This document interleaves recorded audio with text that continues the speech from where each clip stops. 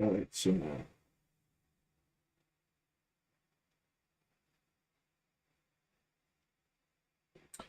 what am I trying to do? Validate Facebook.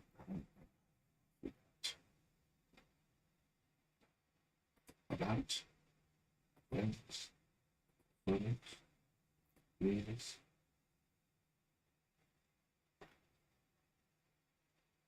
video live, check-ins, morning, sports, music, movies, TV series, books, apps and gameplays, reviews.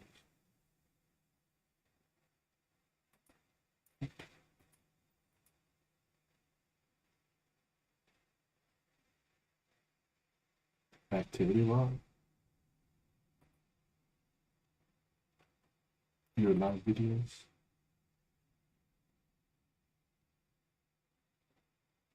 January 10th, January 10th. All right, that's current. Meet 5, 6, 7, 8, 10. About 10-second delay, something like that. All right, cool. Hopefully that doesn't tax the system too much. If I want to validate or restring,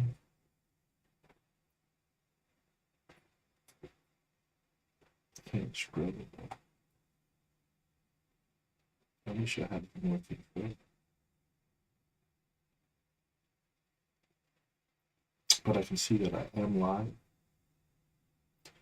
Let me click on YouTube. Alright, I can see this. I'm live on YouTube. 3, 4, 5, 6, 7, 8, 9, 10, 5, with click on it on here. That's Facebook. Okay, now I can see immediately that I'm live. I click on that one. With unmute. Check. So there's 2 ways to view it. There. And then this is Twitch. Look at that. Yeah, it's muted by default, hopefully.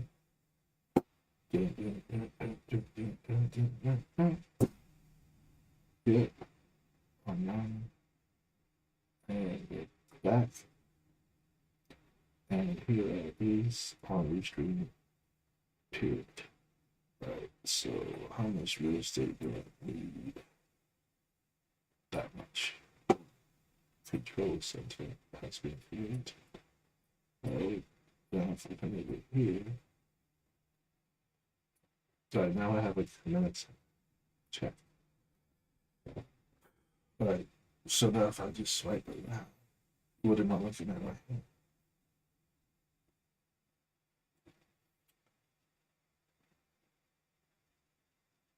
Alright, so that is the concern. When I swipe back and forth, I lose real. I'm still here. I'm expecting to see this screen swipe back and forth. However, it is not. So why did they do that to me? Let me just swipe around. Alright, swipe, swipe, swipe. And then go back to the command center view. And lo and behold, well, I should be able to see that in a delay mode somewhere. One of these tabs. Twitch is the one.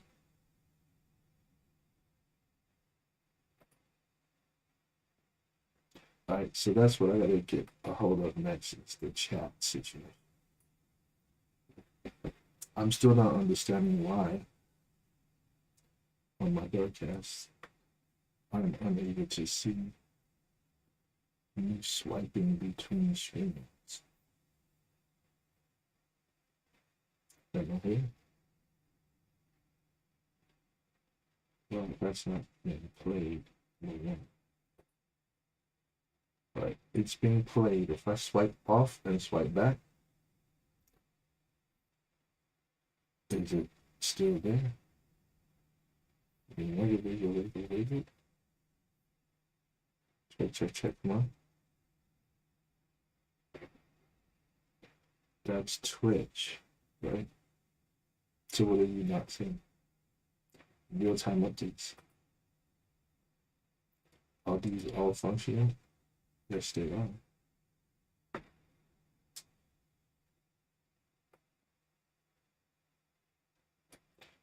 Right.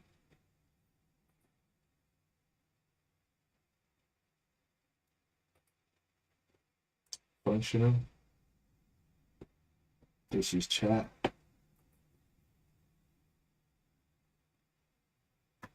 Chat test. That's one independent chat.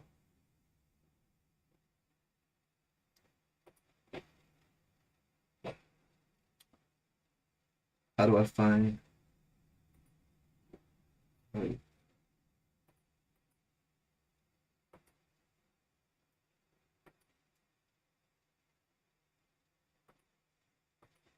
Chat test. It's to YouTube. Right. Mute. Chat. Is there a way to chat back in YouTube? Live chat.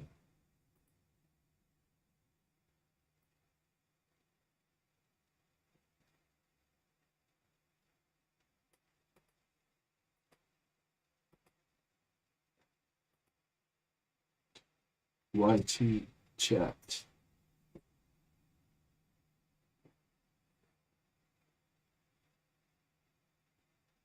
Do I have any discipline?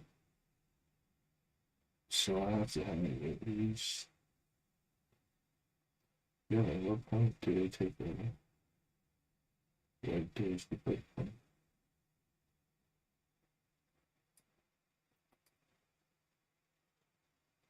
YT chat.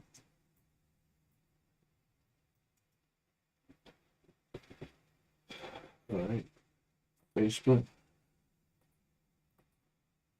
FB chat.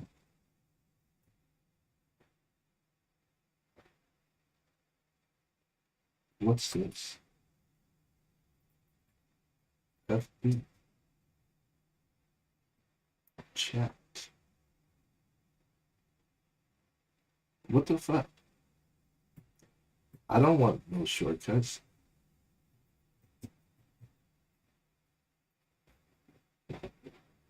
Giving me people I don't even know who it is. This one is Twitch chat.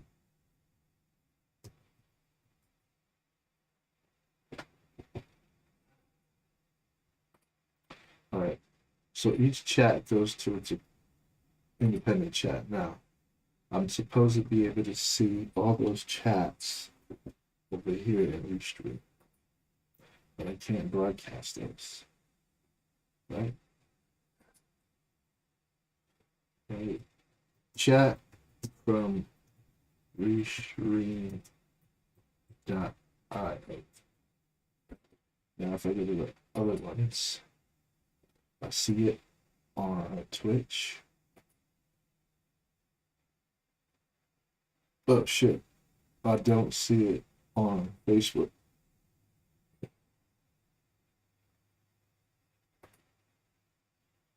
I see it on YouTube. That's scary.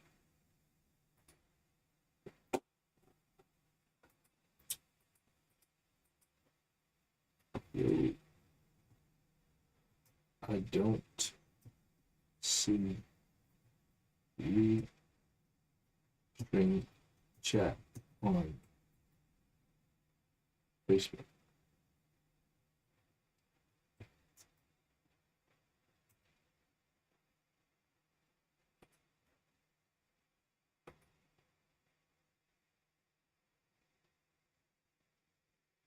Oh, well.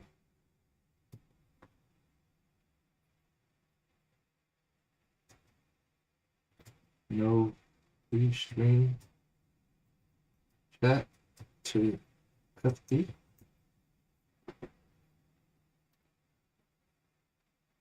Nope.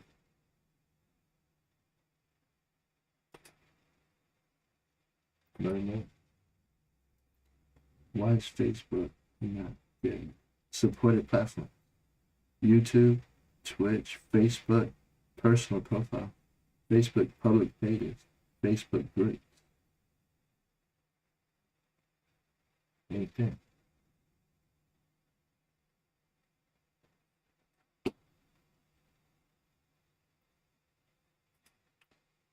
Public pages. Public pages. Facebook personal profile. Facebook doesn't allow posting comments from your profile. If you want viewer comments to show up on Restream chat, you will need to make your streams public on Facebook. That's fair. Learn more with our host. How to make your Facebook stream public. This is weird. What? My desk is at a height where I can stand up. I didn't raise it all the way up because I'm usually sitting in my chair.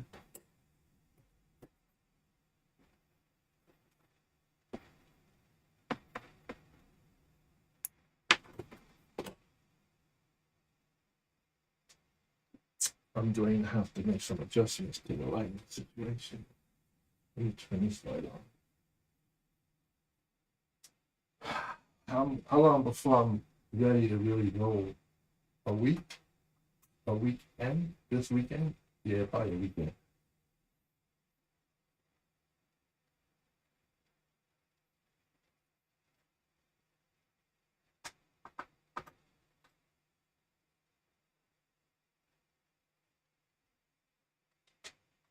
With this home. It's almost more fun to broadcast from where I'm at right now than a normal broadcast station.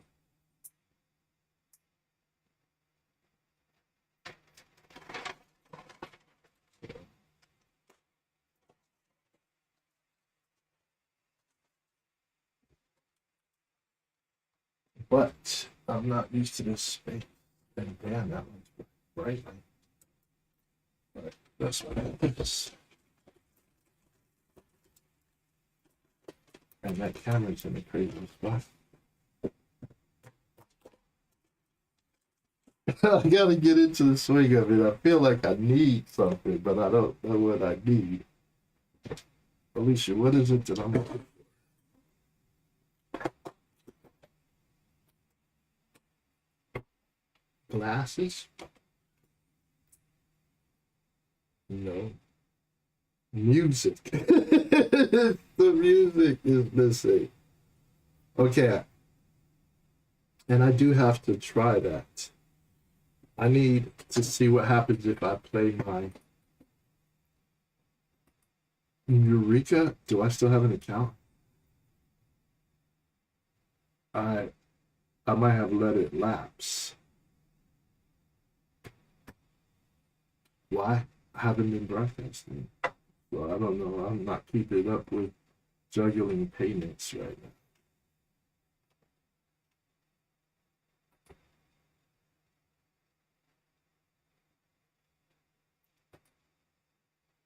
I'll find out in a second. Do I still have music? Where's my music?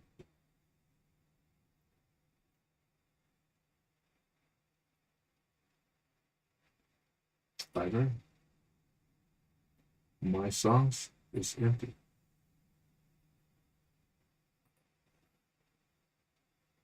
Oh, crap.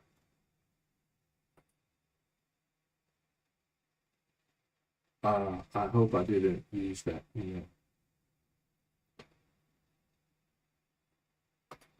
How do you sign up?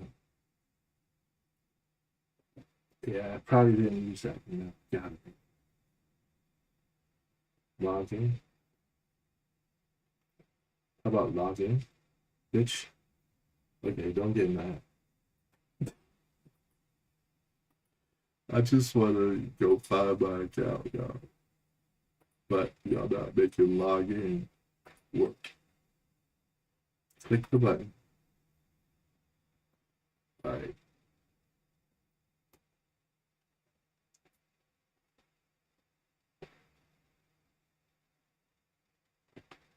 How about use another account? I close that. Now y'all didn't give me the ability to lock the fuck in. I get mad on some crazy shit, David. Use another account.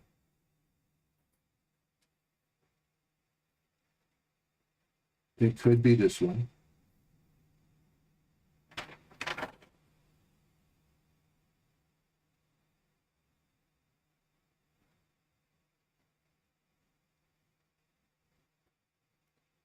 And then I want to go to the library.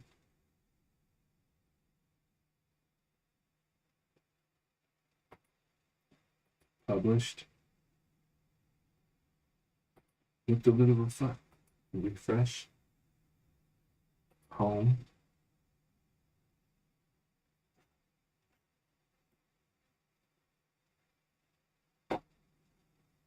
Music edit. Library. Liked. Published. Sign out. Upgrade. Continue with Google. This is the last one.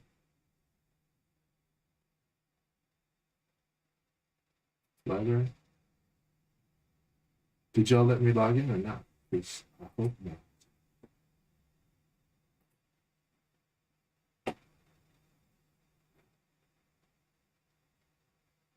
Upgrade.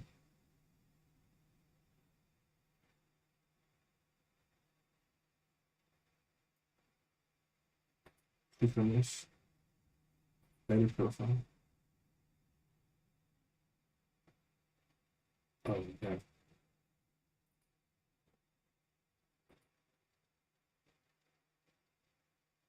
Music edit.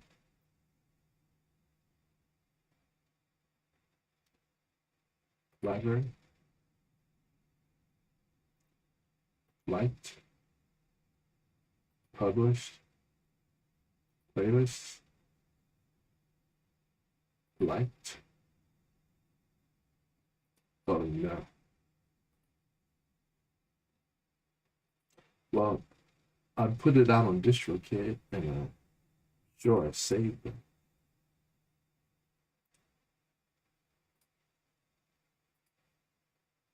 Alright, on the free account, I'll worry about music data.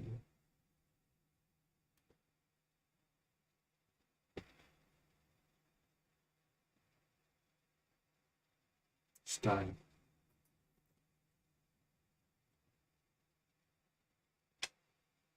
Salsa.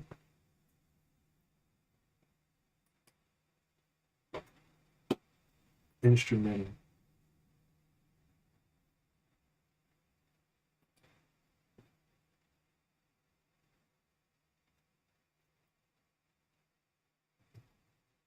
Need it. Quick. Quick. Slow.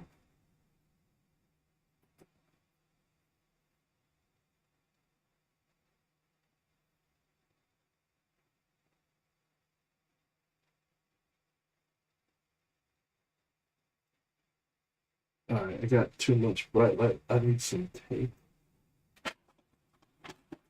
I would really rather clear tape than masking tape.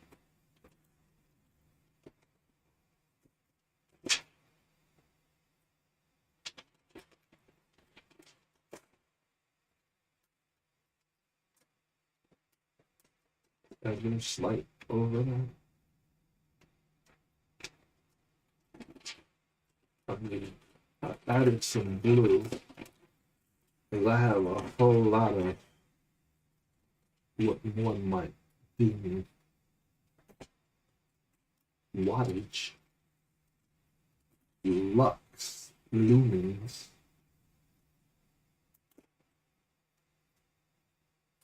to diminish. So why not go full Monty? Neutral density behind the color, and yet more neutral density. I'll probably just drop 3 stops of light, which should be more than enough. Lights. What's up, my nigga? Coming down.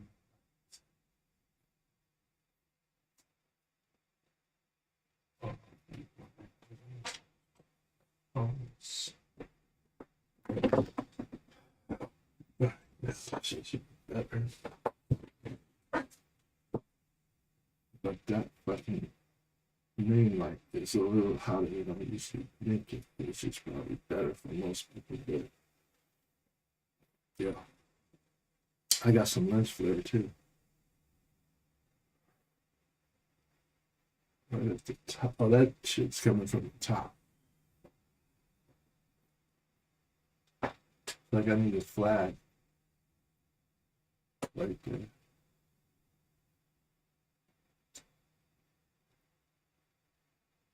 All right, we're gonna work down.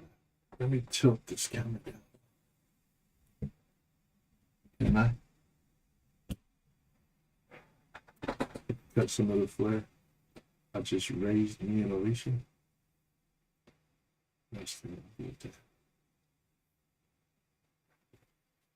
Don't do this at home. Wipe that shit on my shirt. She probably put it way down at the bottom, so I don't see it.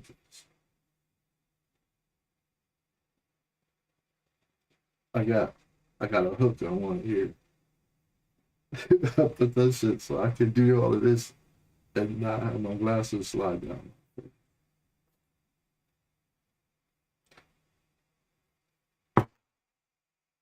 But yeah, this sticks out. I should have got this in black. I don't want to put no tape on it. It's probably irritate my ear. Don't need this dude anymore. That's the first thing that I have legitimately thrown off to the side. Which means that clutter is going to accumulate. Because I have this little touch pen too.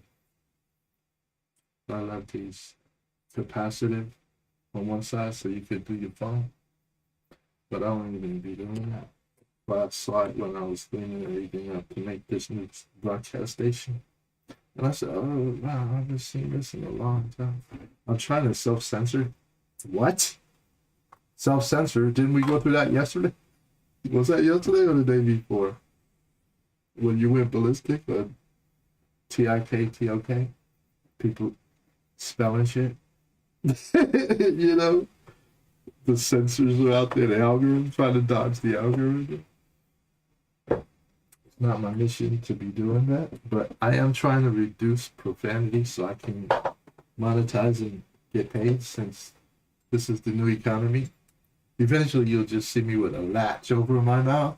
You know what I mean? And everything will be captions at the bottom of the screen, and I'll rely heavily on AI to generate captions that won't trigger the algorithm. Because, you know, that algorithm, it's easy to trigger the algorithm. All you guys do is open your mouth. Let's be honest. Motherfucker don't want you say shit.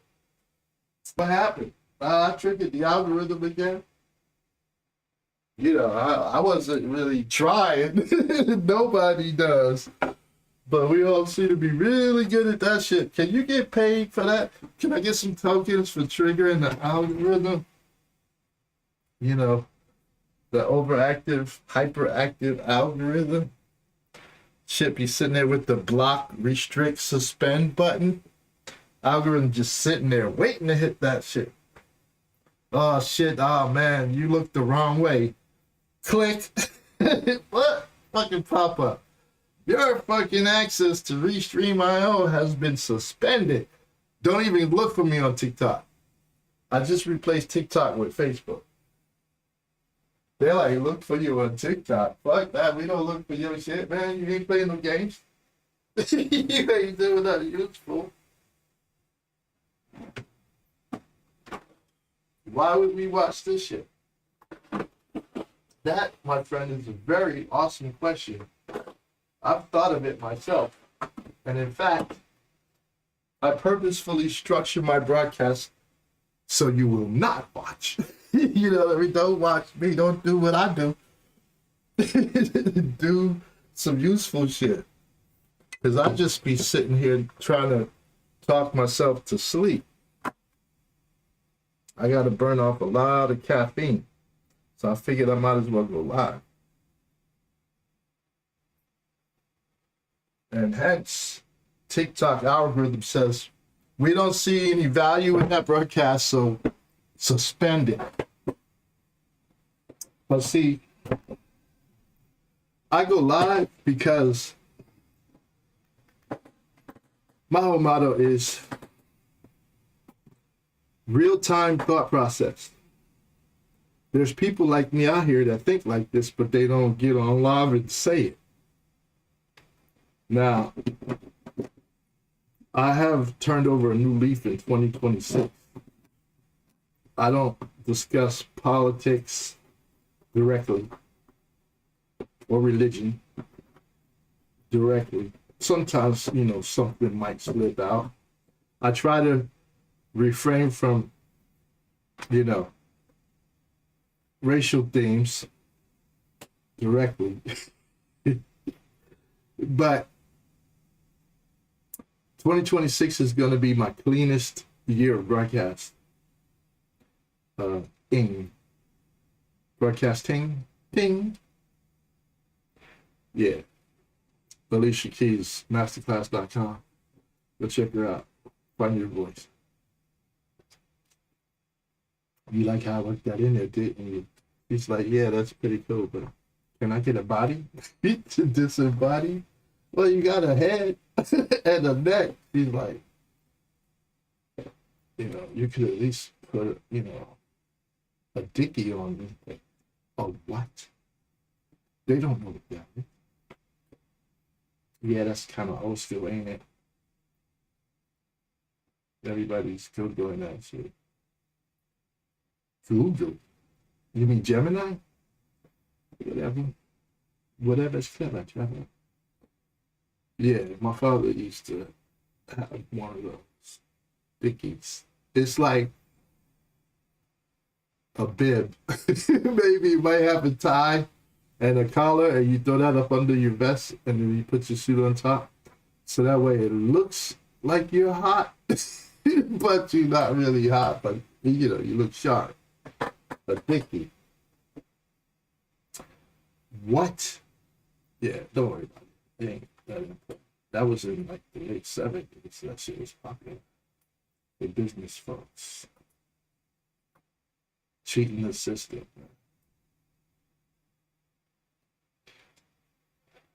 Okay, so, oh, my hat. Yeah, it's my street hat.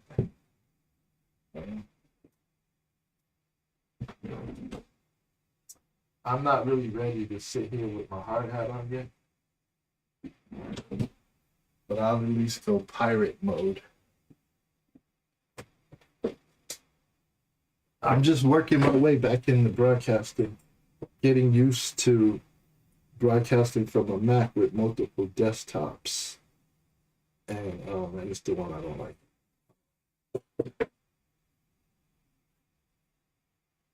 This one I think I overstretched it. I must have been waxing eloquent. And I was digging it on myself. Do-rag got stretched out and shit. I must have dropped lots of pearls that day. Oh man. That was the day that I actually had 3 visitors. They was like, yo, man, Yeah, you need to watch Nick, man. That motherfucker crazy. Like, I'd probably be selling lots of weed. What? Yeah, when you get tired of watching people bang bang, shoot them up and shit, they're like, yo, what's this shit? It's kind of like the Black Bob Ross, but that motherfucker don't be doing shit. I'm a fucking subscriber, but I'm not. Don't want to encourage that motherfucker. I mean, but I ain't. Oh, man. When I want to watch that shit, it depresses me. It be having me not want to watch TikTok and shit. All right. But for real, gotta try to motivate myself to do something. Okay. All right, so what's the problem here? Trying to go one monitor has me with this infinite echo shit on the screen. Don't worry, the chat bubble goes away when I actually start doing useful stuff. But right now I'm thinking. Or maybe it's Alicia who's doing all the thinking around here. Yo, Alicia, what you working on? A song? Better be good. Better. You know what I mean? Yeah. I'm sure it's going to be a worthy endeavor. Okay. I'm almost there. I just got to figure that piece out. And then also how to go and monitor myself. You'll see if I'm actually live. That's the always, when you're streaming, that's always like the number one concern. Am I live? I also got to work out chat. Okay, so I do have to finish working out this chat situation. I'm able to chat, but I got to make my Facebook. That's where my salsa friends are. I actually, believe it or not, I have friends. That was sort of a blend between present and past tense. COVID killed the party. Everybody was like, yo, I don't know, man. It'll be up in there with y'all huffing and puffing with sweat on the walls. Salsa's fucking over. You know what I mean? We doing silent disco and streaming it live.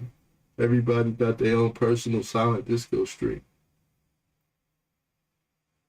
Listen to whatever you want. And just go live. A Zoom call. A silent disco Zoom call. That's what we need. You can still get dressed up and, you know, feel like you're there. And what would everybody be doing on a silent disco Zoom call anyway? Checking out their viewer count. Their eyes be locked on that number, man. Why? Dopamine, man. Be like, yo, they checking me out. What the fuck you doing in there? Don't worry about it. Close the door. I'm pretending to be single right now. Why? Because I'm bored. Yeah, silent disco Zoom call. Yo, but check this out. This is what I'm waiting for. I've been waiting for this since Second Life. What? What? A sugar mama? No, not that. No. What? All right. In Second Life, what did we used to do? What was the purpose of joining Second Life if you wasn't playing Tringo, Slingo, Bingo, you know, camping, trying to keep people in your, you know, your sim? The clubs. That was it, man. It was all about multimedia, right? You had the Jay-Z DVD, playing your music videos, illegit, copyright infringement galore. Avatars synced to each other, playing animation with your animation overriders, so you can sometimes be a little bit different. like, you know, jump out of the dance crew and just walk around in the club. Everybody had poofers and prim hair, right? And prim jewelry and belly rings that invariably got lost. I kid you not. Everything I just said is 100% true in virtual reality. Desktop VR. We were all staring at our computer monitors. And we're talking about longer than anybody's ever watched TikTok. You could doom scroll, but you could never beat the, you know, the online metrics for Second Life. And everybody and their brother was on there. It didn't matter. Circuit City, IBM, you know, all of the brands were trying to figure out how to do Real Biz. I got books, stacks of books on the shelf. Real Biz is Second Life, right? And basically, the people that made the most money was selling human skins that you wrap onto your avatar, and tattoos. Tattoos weren't even that big then, but it was primarily human skin and makeup and hair, right? And then people and TV. Why? Because you got to put on the human skin, the jewelry, the hair to go to the club. Oh, and poofers. And then you just lag everybody out because everybody was in the club firing off poofers. And then people started getting hit to the game and they was like, yo, can you disable those poofers? And okay, ladies, please take off the prim hair. People was disrobing in the club in order to keep, you know, the performance up. So you could get like, I don't know what the count was. It was probably somewhere between 25 and 50, probably 25, because I don't think we were able to do 50 avatars in the same sim. So what am I saying? So we waiting for AR or VR. I would still say VR would be better, right? For you to be running around with your avatars, like, you know, people in Fortnite at the club or, you know, at somebody's concert. Hopefully nobody dies. But you know, AR would be cool, like maybe out at the park or in the backyard or wherever, but I don't know about AR in the house. You know, I think you would want an open space with no intervening walls between you, the band, and the other people, or the DJ, and the other people in the room at the, you know, online disco.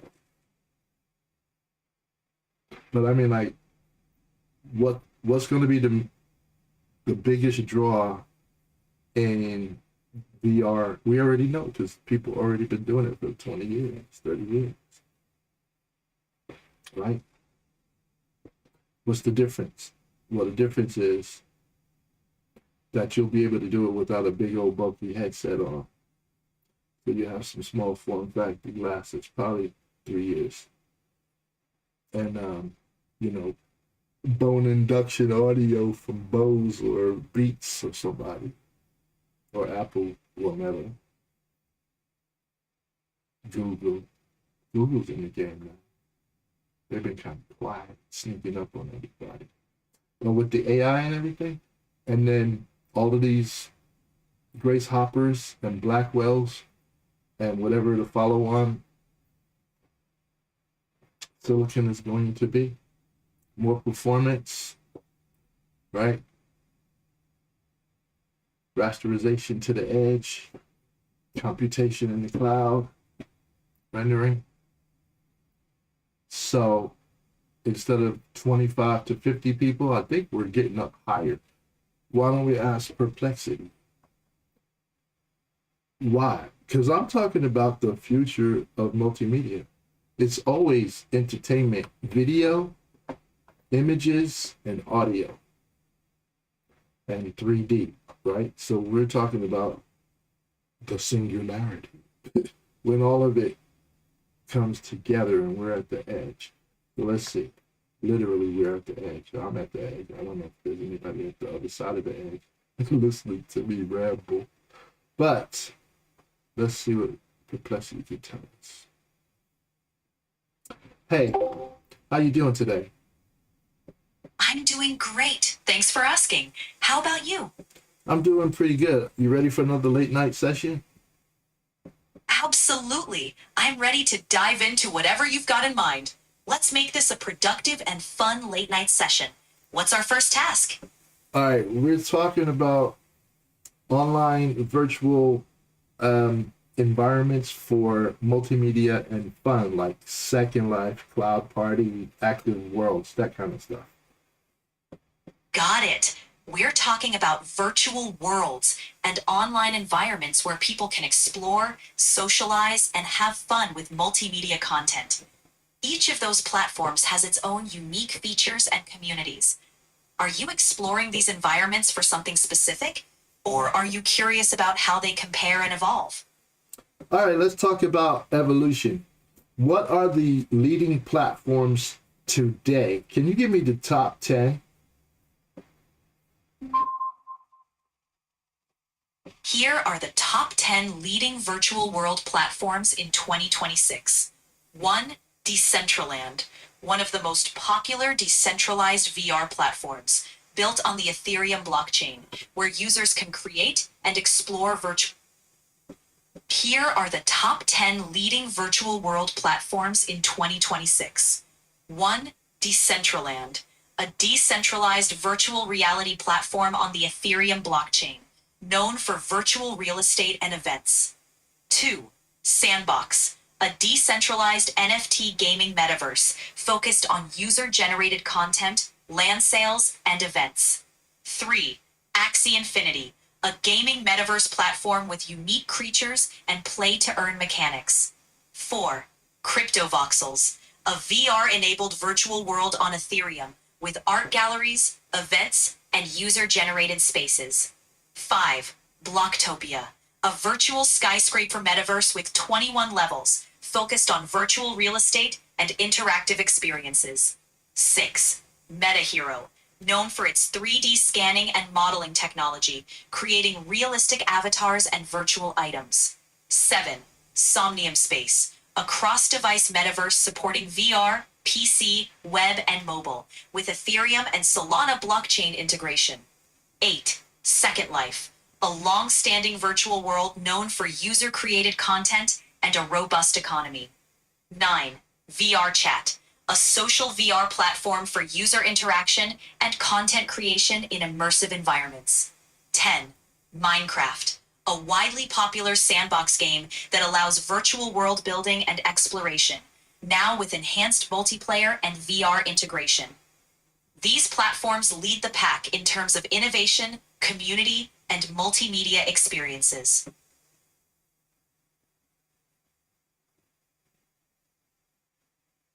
Wow, so it looks like it has exploded over the last decade. Exactly. The virtual world space has truly exploded. Over the past decade, we've seen a shift from traditional virtual worlds like Second Life to blockchain-based, decentralized metaverses. Newer platforms integrate NFTs, play-to-earn models, and immersive VR, making the landscape more diverse and engaging than ever before. Okay, so the one that has the updated avatars, you mentioned something about the avatars. Yes, that would be MetaHero. It's known for its advanced 3D scanning and modeling technology, which creates ultra-realistic avatars based on real-world scans. This means users can have avatars that look almost exactly like them, with incredibly high detail. It's a big step forward for immersion and personal expression in virtual worlds. Okay, so in that particular world, Meta Hero, what's the economy? MetaHero's economy in 2026 is a vibrant virtual economy driven by digital currencies and NFTs. Users can create or scan hyper-realistic avatars and virtual items, and all of these assets are tokenized. The platform uses the Hero token as its primary currency, allowing users to buy, own, and sell digital goods, including virtual real estate and personalized avatars. The economy also supports royalty-driven creator systems, meaning that original creators earn ongoing revenue whenever their assets are resold. This structure empowers both creators and users, fostering a robust digital marketplace. Additionally, MetaHero's virtual economy integrates with other virtual worlds through interoperable digital identities and tokenized assets. This creates a seamless flow of economic activity across platforms, making MetaHero a key player in the broader metaverse economy. In short, MetaHero's economy is built on digital ownership, creator monetization, and a thriving marketplace of virtual goods and services. What ways can people participate? What platforms can they use? What devices? Great question. People can participate in MetaHero's virtual world in several ways. It's designed to be accessible across multiple platforms and devices. First, it supports mobile devices, both iOS and Android, so users can access the metaverse on their smartphones and tablets. Second, there's a desktop experience, allowing users to participate through their computers for a more immersive interface and greater processing power. Third, and most importantly, MetaHero integrates with VR headsets, giving users the option for a fully immersive virtual reality experience. This is where the ultra-realistic avatars really shine, because you get to interact with others in a lifelike 3D space. Finally, MetaHero's economy and virtual assets are blockchain-based, making it easy for users to manage their assets and participate in the economy from any device with internet access. This flexibility allows people to engage in the metaverse, whether they're at home on a VR rig, at their desk on a computer, or on the go with a mobile device. Which VR headsets are supported? Based on the latest information for 2026, several major VR headsets are supported. These include 1. MetaQuest 3 and MetaQuest 3S, which are versatile standalone and mixed reality headsets. 2. Sony PlayStation VR 2, which is a strong option especially for console gaming. 3. Valve Index and its successor, the wireless Steam Frame, known for high-end PC VR. 4. Pimax Dream Air and Dream Air SE, which come with eye tracking, integrated audio, and room scale tracking. 5. Pico 4 Ultra and Pico 5, offering standalone experiences and Steam VR support. These are among the top headsets expected to be widely supported in 2026, ensuring compatibility across various platforms and applications. I did not hear you mention Apple's headset. You're absolutely right, and I appreciate your patience. Apple's headset, the Apple Vision Pro, is indeed one of the key players in the VR and mixed reality space for 2026. It offers ultra-high resolution micro OLED displays, seamless integration with the Apple ecosystem, and advanced hand and eye tracking. So, alongside the MetaQuest 3, Valve Index, PSVR 2, and Pimax models, the Apple Vision Pro is also a premier supported headset. It's a major option for those who want a high-end mixed reality and productivity-focused experience. How much is a parcel of land in this world? Land prices can vary widely depending on location and type of land. For example, in the United States in 2026, the average farm real estate value is around $4,350 per acre. All right, stop. I'm talking about in this, what did you call it? Heroverse?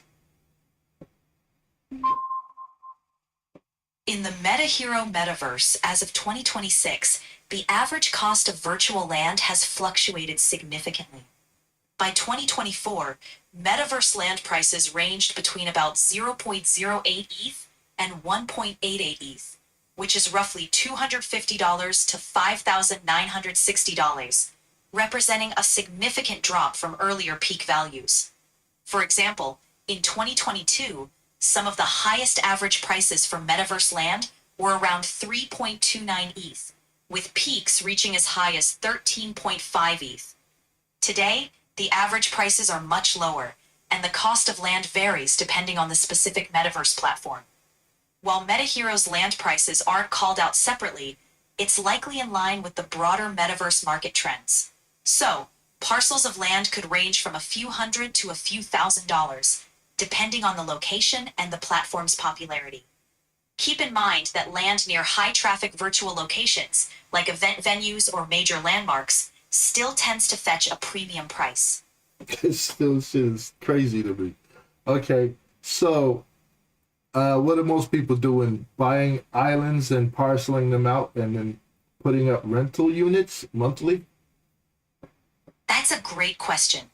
In many metaverses, including the kind of environments like MetaHero, people often buy parcels of virtual land with the intention of developing them.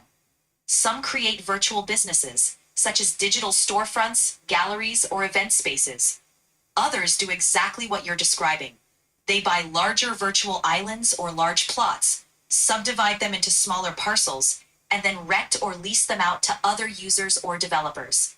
In some cases, there are also rental models where people develop virtual apartments, offices, or even entertainment venues, then lease out those spaces for events, virtual meetings, or as customized homes for avatars. Recurring rental income has become one of the popular monetization strategies for virtual real estate owners. Essentially, it's a digital economy where ownership, rental, and development all come together, kind of like the real world property market, but entirely virtual. How many monthly active users in this particular metaverse world? Meta, what is it? Meta something hero?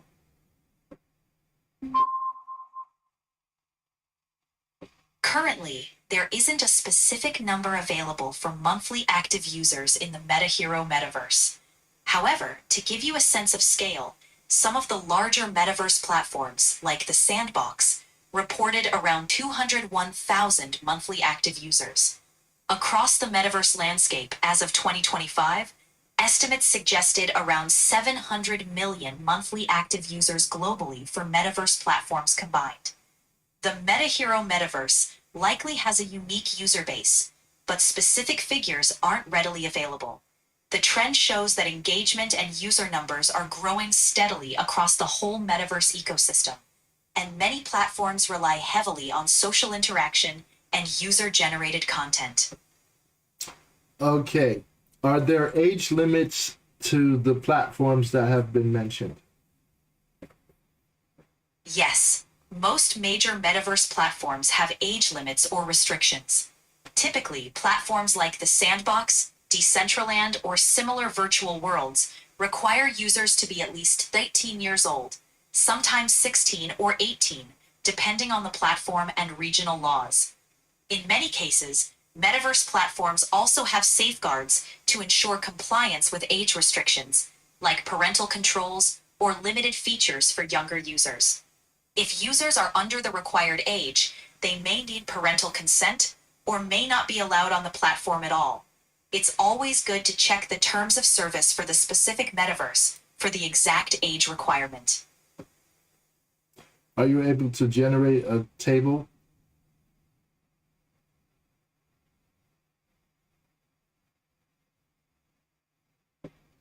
I can't generate a visual table in this voice conversation, but I can describe the information in a structured way. For example, I can list out categories and values clearly, like rows and columns. All right, stop. Okay, so which are the top 5 that require people to be 18 and older?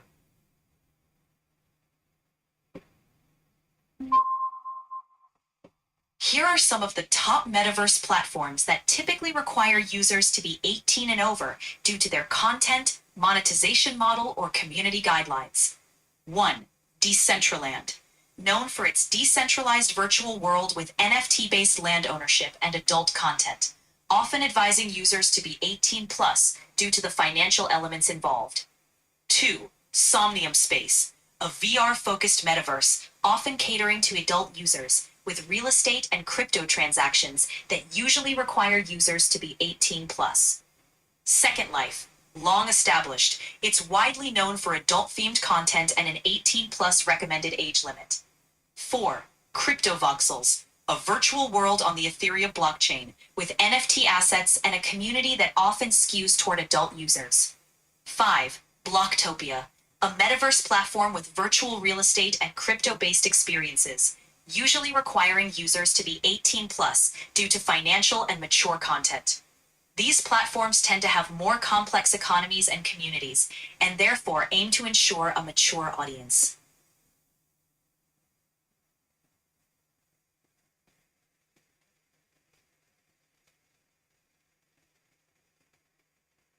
Okay, in those top 5, rank them according to popularity.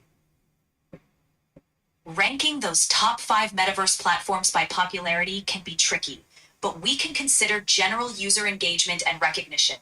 Based on known data and trends as of 2026, here's a general ranking. 1. Second Life. Still one of the most popular and recognized virtual worlds, with millions of registered users and an active community. 2. Decentraland, one of the leading blockchain-based metaverses with a large number of active monthly users, events, and partnerships. 3. Cryptovoxels, popular within the NFT and crypto art community with strong engagement for virtual galleries and events. 4. Somnium Space, gaining momentum, especially among VR users, and known for its immersive experiences. 5. Blocktopia, still growing, but recognized for its unique skyscraper-themed virtual environment and financial elements. These rankings can shift over time, but this gives a solid snapshot of their popularity in 2026.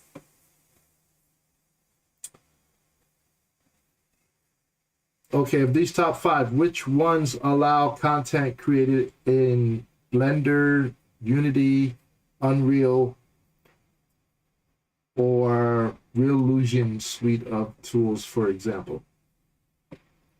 Most of these top metaverse platforms are quite open to content creation using popular tools like Blender, Unity, Unreal Engine, and even Reallusion Suite. Here's a quick breakdown. 1. Decentraland supports content created in Blender and other 3D modeling tools. Assets are usually converted into GLTF or GLB formats, commonly exported from Blender or Unity. 2. Somnium Space allows uploading custom avatars and environments created in tools like Blender and Unity. It has a Unity SDK for deeper integration. 3. Pictovoxels supports importing models from Blender and other 3D modeling software directly, making it easy for creators to bring their assets into the world. 4. Somnium Space heavily integrates with Unreal Engine for VR experiences and encourages creators to use both Unity and Unreal for building immersive environments. 5. Blocktopia. Built on Unity, it allows developers to leverage Unity assets and models. By extension, assets from Blender or Unreal can be imported through Unity as well. Each platform typically provides documentation or SDKs to streamline the process for creators, making it possible to use content created in Blender, Unity, Unreal, or Reallusion tools in most of these environments.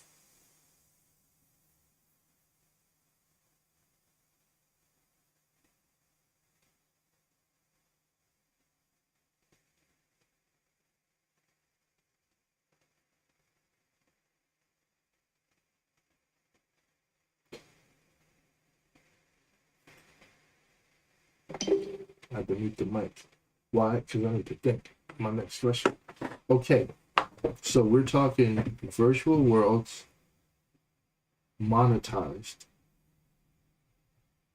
where you can host events, you can become a virtual real estate tycoon,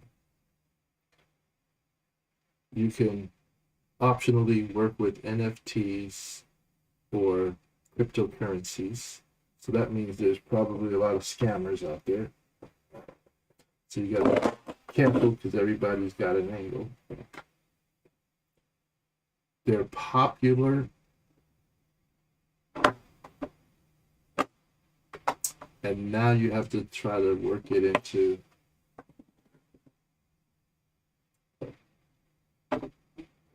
how can you fit that into an overall ecosystem of social media content creation and monetization so that you have another revenue stream, another place to grow a following that is digitally savvy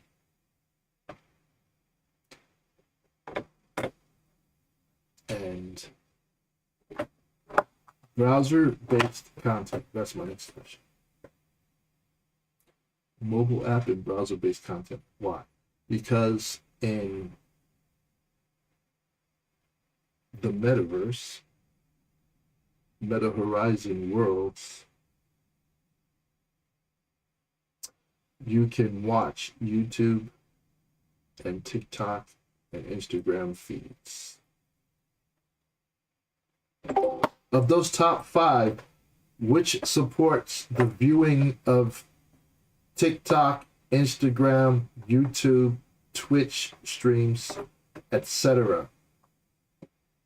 Among the top 5 metaverse platforms, here's how they typically handle viewing external streams like TikTok, Instagram, YouTube, or Twitch. 1. Decentraland supports embedding YouTube videos and often allows live streaming from platforms like Twitch directly onto virtual screens inside the world. Instagram and TikTok integration is more limited, but some creative workarounds exist. 2. Somnium Space. Known for its immersive VR experiences, it supports YouTube and Twitch streaming integration within custom environments. Viewing external streams is relatively straightforward. 3. CryptoVoxels allows embedding YouTube videos and Twitch streams, making it easy for users to share or view that content in-world. 4. Second Life has long supported media on primitives, which lets users display YouTube streams, Twitch, and even some forms of web content, though TikTok and Instagram integration is less direct. 5. Blocktopia, still evolving, but offers compatibility with YouTube and Twitch streaming inside its virtual spaces, allowing users to watch content together. TikTok and Instagram aren't as widely integrated into virtual worlds due to platform restrictions, but YouTube and Twitch are commonly supported across these metaverse platforms for social viewing You're welcome. All right, If you need time out. Yeah, I got another question. Okay, so we're trying to pare it down from these top 5 platforms, and we want to know what are the workarounds to enable the viewing of Instagram and TikTok content. Great question. While most metaverse platforms don't have direct integrations with apps like Instagram or TikTok, there are some workarounds. First, many platforms let you embed web content. For example, in Decentraland or CryptoVoxels, you can often create virtual screens or panels that display web pages or videos. That means you could embed a TikTok or Instagram web link, allowing users to view content through an in-world browser. Second, platforms like Somnium Space and Decentraland sometimes have third-party plugins or custom scripts that allow streaming live content, such as YouTube or Twitch. For Instagram and TikTok, users often create recorded video compilations and upload them to platforms that have better in-world integration, like YouTube. Finally, for live TikTok or Instagram streams, users sometimes rely on screen sharing via external apps. While it's not natively supported, these workarounds help bring that content into the metaverse experience. Okay, what about video uploads and durations? If you wanted to, let's say, create some short form content and get it into those 5 platforms. When it comes to uploading video content into these metaverse platforms, each has its own approach and limitations. In Decentraland, video uploads are typically done by linking to external sources like YouTube or other hosting services, so the video duration depends on the source platform. There's no strict limit on duration, but shorter content, similar to short-form video, is often embedded for quicker viewing. In CryptoVoxels, video panels can also display external videos, with no hard limit on length. Short-form content, like TikTok-style clips, can be easily looped or embedded, offering flexible durations. Somnium Space supports full 3D environments with integrated video screens. You can upload or stream longer videos, but short-form clips are often preferred for a quick, engaging experience. Second Life allows video streaming on media surfaces, and while there's no strict cap, many creators embed shorter videos for better user engagement. Blocktopia, built on Unity, supports customizable environments where you can embed videos from external hosts. Again, short form content is easily embeddable, and the flexibility is high. In general, there aren't strict duration limits imposed by the metaverse platforms themselves. Most of the constraints come from the external video hosting services. That gives creators a lot of leeway to use short, engaging clips that fit the platform's social and immersive nature. All right, now these short form videos, can they be uploaded to the servers of those 5 systems, or can you only give links to self-hosted videos? In most of these top metaverse platforms, direct video uploads to their own servers are generally not the norm. Instead, they rely heavily on embedding or linking to externally hosted videos. For example, Decentraland, CryptoVoxels, and Somnium Space all typically allow you to embed videos from popular platforms like YouTube, Vimeo, or self-hosted solutions. All right, so it seems like the best quick and dirty solution would be to upload your video to your YouTube channel and then embed it via link in those 5 platforms. Exactly. Uploading to YouTube or a similar video host and then embedding the link into the metaverse platform is often the quickest and most straightforward approach. It saves you from dealing with any internal hosting limitations and gives you full control over the video content. Plus, YouTube handles different video lengths, resolutions, and gives you analytics on viewership. It's a flexible and widely supported solution across most metaverse environments. All right, which of those 5 platforms give you free land to start with?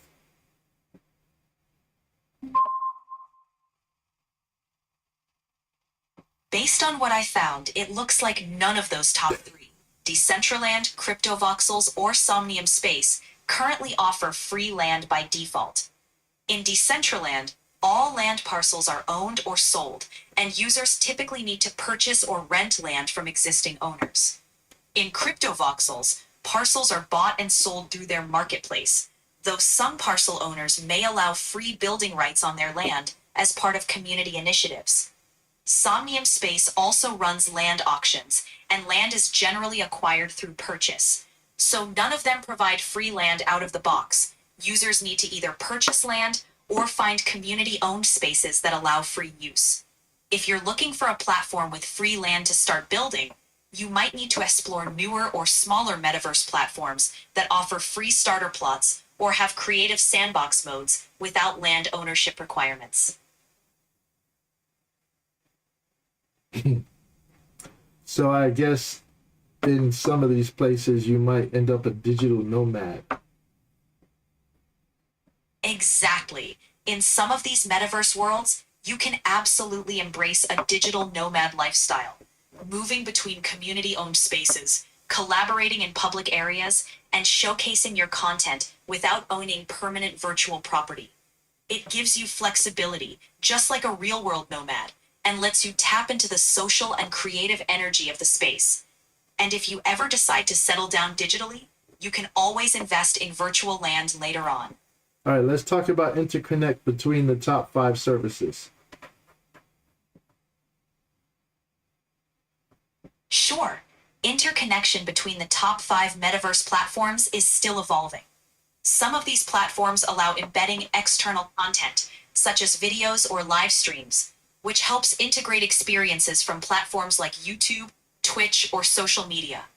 However, direct avatar migration or full asset interoperability is still limited. Projects like Decentraland, CryptoVoxels, and Somnium Space are exploring standards for cross-platform avatars or digital items, but not all of them fully support it yet. In the future, we can expect better interconnectivity as open standards like Web3 protocols and blockchain-based ownership evolve, making it easier to move assets or experiences between these virtual worlds. Okay, you did mention that there was a notion of migrating content or sharing content between virtual worlds. So I would like to learn a little bit more about that. Absolutely. The idea of migrating or sharing content between virtual worlds is a big part of the future of the metaverse. It involves creating digital assets like avatars, clothing, and 3D objects that are compatible across multiple platforms.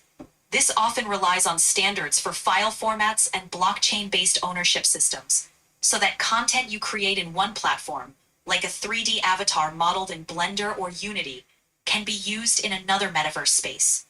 Projects like the Metaverse Standards Forum are working on common protocols that would let users carry digital possessions, like NFTs, avatars, or even virtual real estate between worlds. Some platforms are starting to support these standards, allowing limited avatar or asset migration. While full interconnectivity isn't complete yet, the goal is a more open, seamless metaverse where your digital identity and creations can move with you. This would give users far more freedom and continuity across different platforms. We're still in the early stages, but progress is being made toward a more interconnected and user-friendly metaverse ecosystem. Okay, so what is available today? Today, a few key forms of content migration are available in the metaverse space. First, 3D avatars and models. Some platforms allow users to upload avatars created in tools like Blender or Unity, then export and import them between compatible virtual worlds. Second, NFTs and digital assets. Many metaverse platforms support NFTs, non-fungible tokens that represent virtual land, clothing, or items. These tokens can often be transferred between platforms that recognize the same blockchain standards. Third, media content. Videos, music, and images can be embedded via links from platforms like YouTube, Twitch, or Instagram, so that your content can be viewed across multiple metaverse worlds. Finally, cross-platform identity. Some systems allow login with the same decentralized identity or wallet, giving you a consistent presence. While full plug-and-play interoperability isn't here yet, these elements, avatars, NFTs, embedded media, and identity, are the main pillars of what's available today. The ecosystem is growing fast, with more bridges and tools emerging to connect these virtual worlds. This almost seems like an underground culture because it's really not covered very heavily out in social media spaces.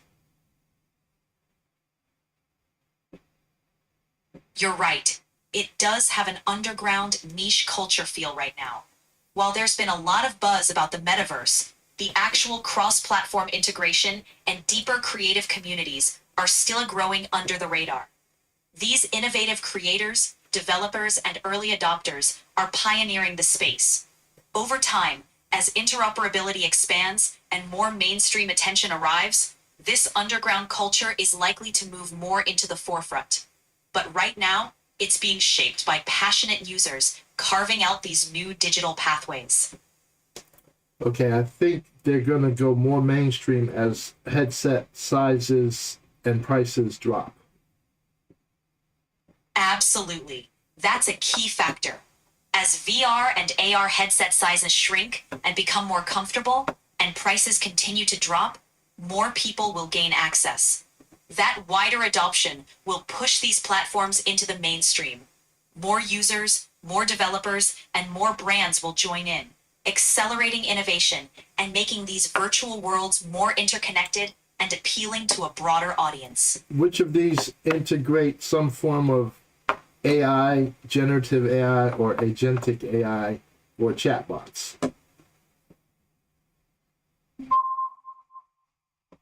Here's what I found about AI integration in these platforms by 2026. First, Decentraland is actively integrating AI. They're working on AI-driven avatars, dynamic environments, and AI-powered tools to enhance content creation. There are even AI NPCs that creators can use. Next, Somnium Space offers an AI feature called Live Forever, which allows players to record themselves for future AI analysis. They've introduced powerful development tools, including C# scripting, to let users create dynamic environments and interactions. As for CryptoVoxels, I couldn't find conclusive evidence of AI integration at this level.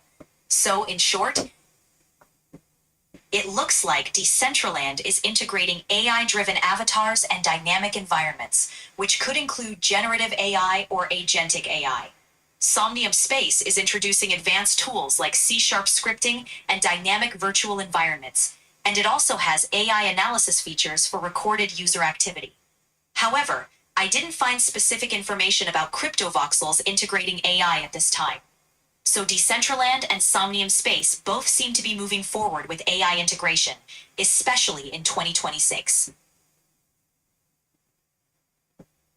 It sounds like you're All really right, interested stop. Hold on. I got a question. All right, so far it seems like of the top 5, Somnium Space and Decentraland may be the most advanced, although Meta Hero has the most advanced avatars, but it has not come up in this top 5 list.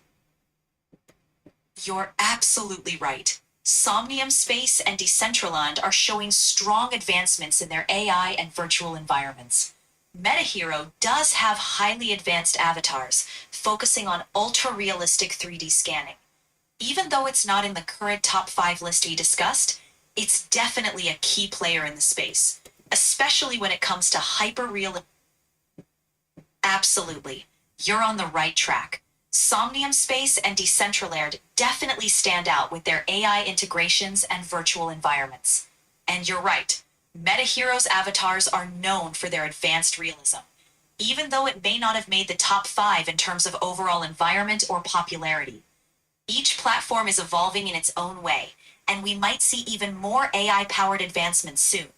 If you have more questions or need more details on any specific platform, feel free to ask. Yes. Now, of the top 10, which ones allow the same protocol-based digital identities to transfer between platforms?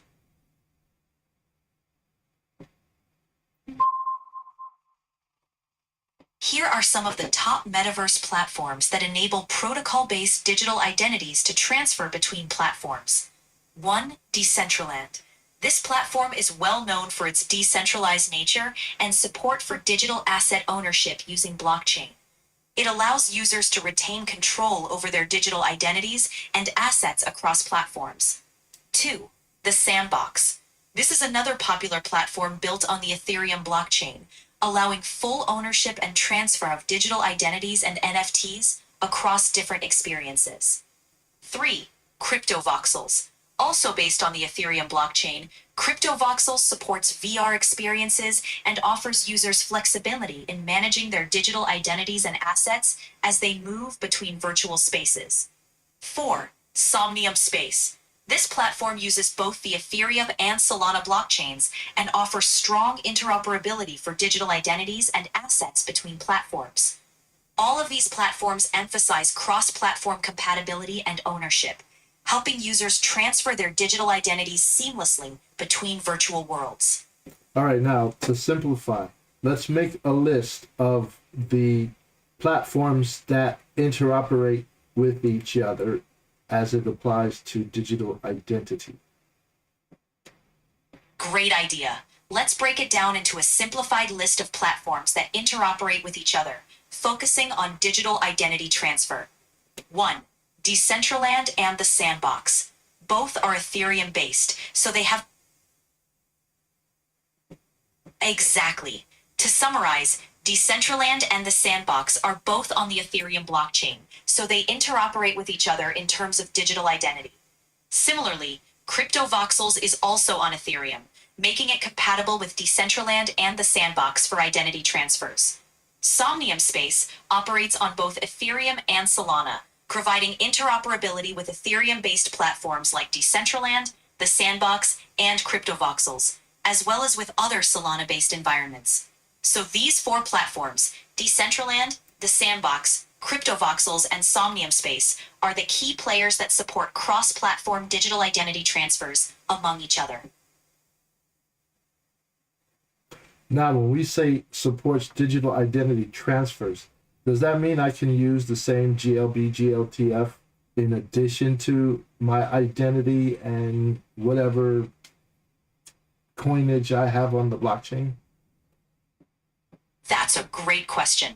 In most cases, when these platforms support digital identity transfers, it includes several elements. First, your core digital identity, often tied to a blockchain address or wallet, can move across platforms. Second, token-based assets or coinage in your wallet, such as NFTs and currency, will typically transfer over. As for 3D assets like GLB or GLTF files, many platforms do allow you to import and utilize them. The degree of support can vary. Some platforms have specific customization or file size limits.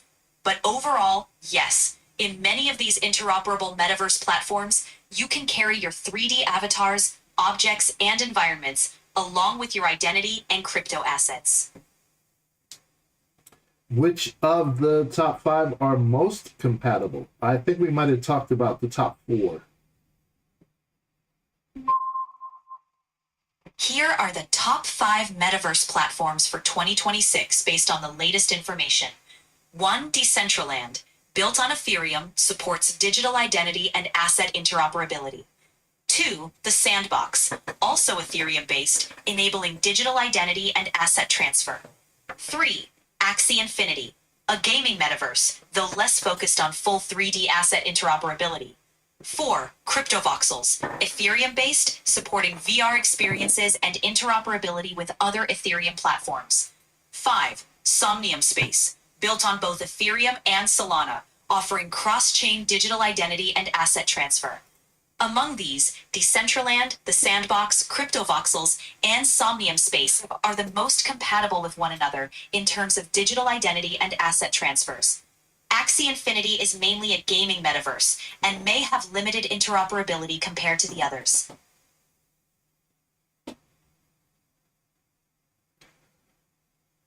Which of these is considered the most high fidelity in terms of graphics, resolution, and performance? Among the top metaverse platforms, Somnium Space is generally considered the most high fidelity in terms of graphics, resolution, and performance. It offers immersive virtual reality experiences with detailed environments and high-resolution 3D assets. Decentraland and the Sandbox, while rich in content, are more stylized and lower in graphical fidelity compared to Somnium Space. CryptoVoxels is voxel-based, giving it a more blocky look, and Axie Infinity focuses on simpler graphics for gaming. So if you're looking for the highest visual quality and performance, Somnium Space stands out as the most high-fidelity platform. Okay, so we got a home. So Somnium Space still interrupts with Decentraland, so that's good news. And how does that, what's the user experience like joining Somnium Space? Do they get access to low-cost land? I'm trying to break the bank.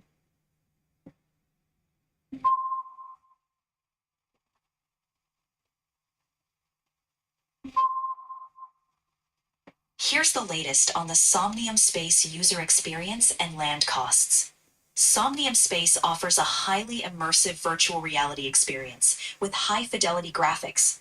Users can access it via PC or VR headsets, making it a great option for those who want the deep, immersive metaverse experience. As for land prices, Somnium Space offers parcels of virtual land that vary in size and location. As of 2026, prices range from affordable options for smaller plots to premium costs for larger or prime location parcels. Users generally find a range of options, giving them flexibility depending on their budget.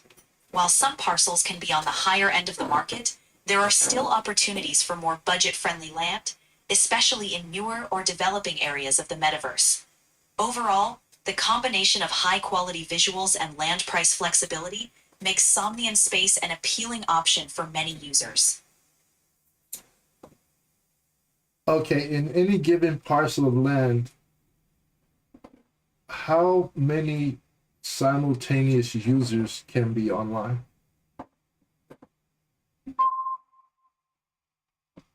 Currently, Somnium Space has been reported to support around 479 concurrent users across the entire platform over the last several years. However, the specific number of simultaneous users allowed on a single parcel of land hasn't been specifically mentioned in the latest information. Typically, virtual worlds like this can scale the number of simultaneous users per parcel depending on server capacity and parcel size, but there's no exact figure stated for Somnium Space right now. If you need more precise details, it might be worth checking directly with Somnium Space's own community forums or documentation. Okay, wait a minute. Across the entire system, 479 users? That sounds crazy to me, where we could have multiple hundreds of thousands, if not millions, simultaneously online in Second Life.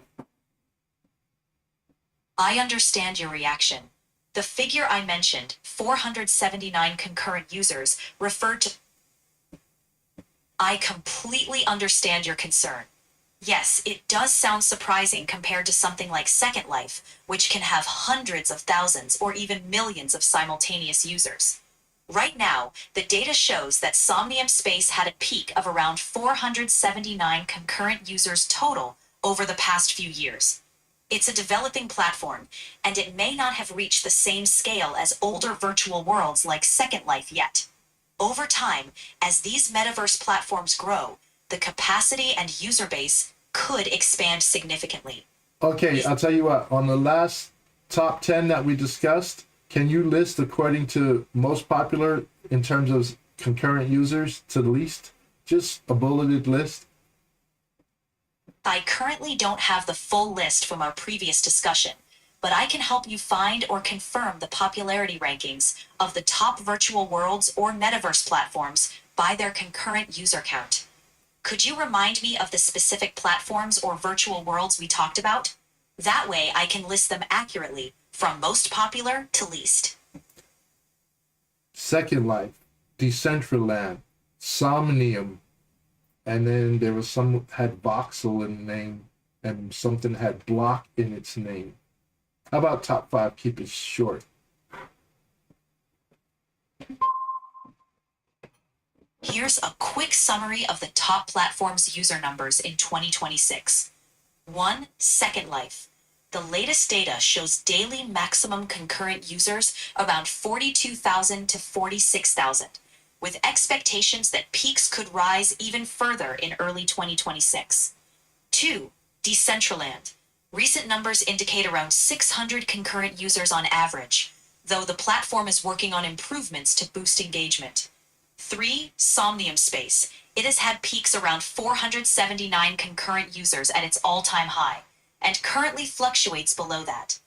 Now, for the ones featuring voxel or block in the name, popular contenders include 4. CryptoVoxels. This platform Alright, here's a quick summary of the top platforms based on user numbers in 2026. First, Second Life is seeing daily concurrency levels between about 34,000 and 46,000 users, with peaks going above 46,000.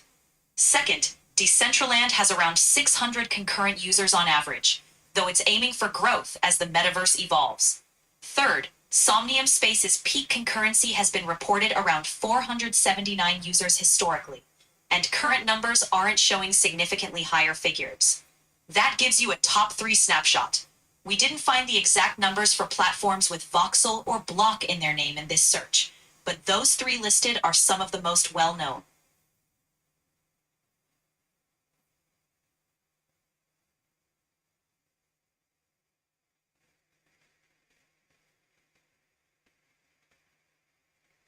You would almost think that land costs would be higher in Second Life because of the number of current users.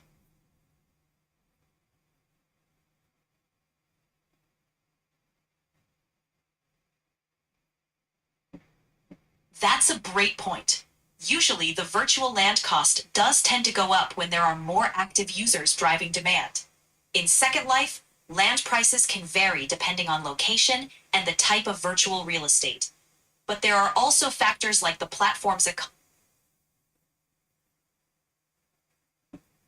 Exactly. With more active users, there's typically higher demand for virtual land, which can drive prices up.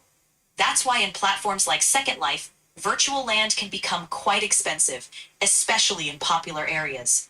It's all about supply and demand, even in the virtual world. Okay, now here's a question. I'm going to give you, based on the discussion we've had, I'm going to give you a scenario. All right, I'm creating a virtual experience, let's say a musical video, and I would like to get it into the metaverse before as many eyes as possible.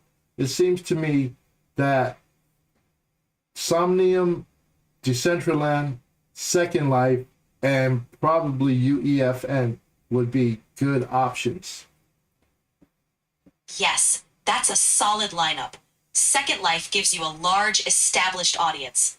Decentraland and Somnium Space offer more cutting edge, blockchain based communities, even if smaller. UEFN, Unreal Editor for Fortnite, is huge for interactive experiences and younger audiences. Combining these platforms could really maximize your reach. Each one brings a different style of engagement. You've got a strong strategy brewing. All right, let's talk about users putting up virtual experiences in UEFN. Absolutely. In UEFN, Unreal Editor for Fortnite, users can design fully interactive, high quality virtual experiences, including concerts and music videos. The Fortnite platform gives you access to millions of players, especially younger audiences.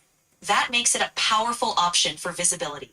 Creators can use Unreal Engine's robust tools to build immersive environments, animations, and scripted sequences. Plus, Fortnite's discovery system can help surface your experience to a wide audience. If your virtual music video is engaging and fun, it could get huge. Absolutely. You're on the right track. UEFN gives creators powerful tools combined with Fortnite's massive player base. That means you can get your virtual experience in front of millions of eyes quickly. Plus, the interactive possibilities let you create something truly engaging that stands out. It's a fantastic place to launch a virtual music video experience and capture a wide audience. What features are there for discoverability for such an experience? Great question. In UEFN, discoverability is boosted by several key features. First, there's the Fortnite Discover tab, where players can browse and find new experiences. You can tag your project with relevant themes, genres, and keywords so it shows up in searches. There's also the ability to feature experiences through partnerships or events. And creators can promote their content through Fortnite's social channels and even gain traction through user engagement metrics. The more players interact with your experience, the more it can climb the rankings. It's a powerful ecosystem for discoverability. How many concurrent users on Unreal Engine for Fortnite?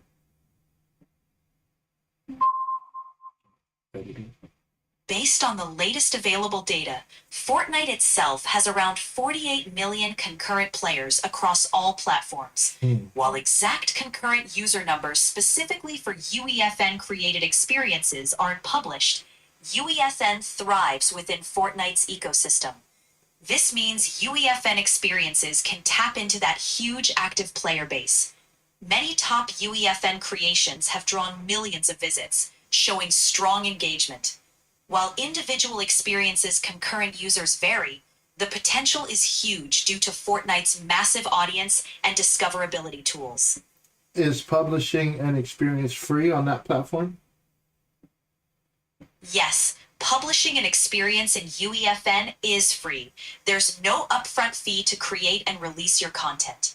Epic Games provides the tools for free, and you can share your creation with the Fortnite community. There may be revenue sharing opportunities if your experience gains traction, but the core publishing process itself doesn't cost anything.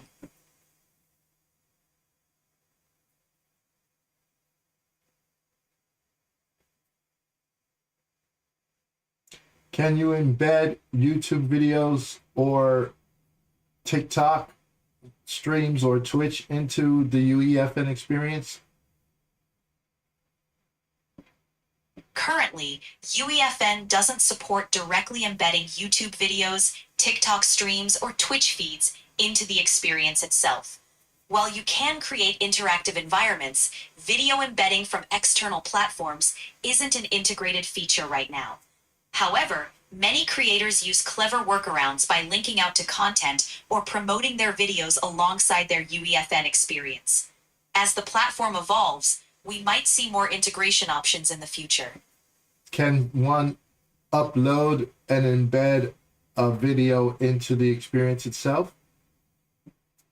At the moment, UEFN doesn't support direct video uploads and embedding within the experience itself. You can import animated textures, visual effects, and audio, but full video playback isn't a built-in feature.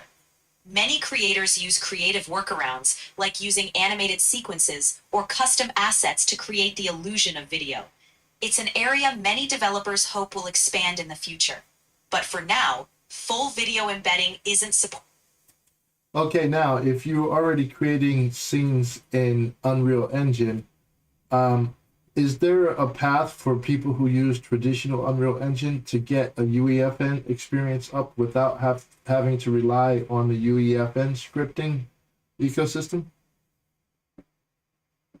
Yes, there is a path. If you're already creating scenes in traditional Unreal Engine, you can bring your assets and environments over to UEFN. You can import models, textures, and animations. While some UEFN scripting and Fortnite-specific logic may be needed, much of the heavy lifting can be done in Unreal Engine first. This lets you leverage your existing skills and then adapt your experience to fit within Fortnite's ecosystem. So it's definitely possible to combine both workflows. Okay, so in order to reach the greatest audience, it seems like UEFN is the biggest on the planet right now. You're absolutely right. When it comes to reaching the largest audience, UEFN is in a league of its own. Fortnite's massive player base, combined with the creative freedom that UEFN offers, makes it the perfect platform for getting your virtual experiences in front of millions. It's a huge opportunity for creators aiming for maximum exposure.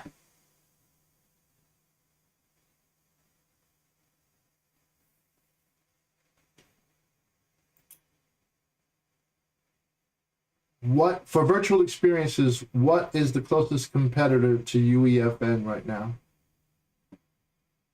One of the closest competitors to UEFN right now is Roblox. Roblox also offers a huge user base and powerful tools for creating virtual experiences. It's known for being highly accessible and having a very active, engaged community. While it has some differences in style and capabilities, Roblox is a major platform for virtual experiences, making Now, Roblox is uninteresting. Next.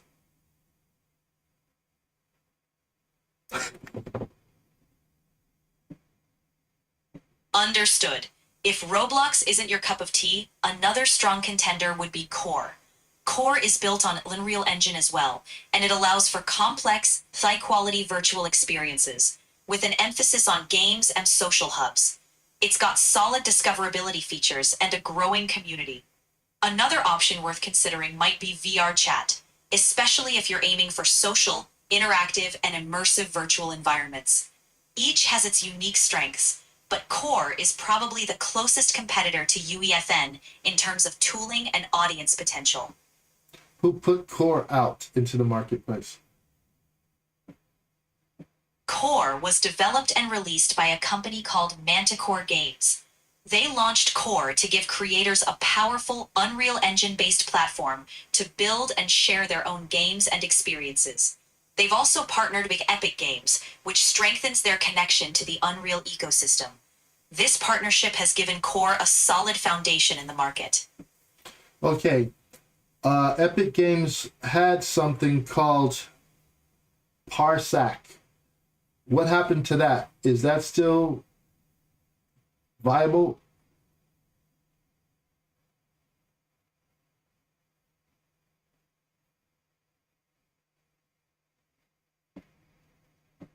Parsec is still very much alive and viable.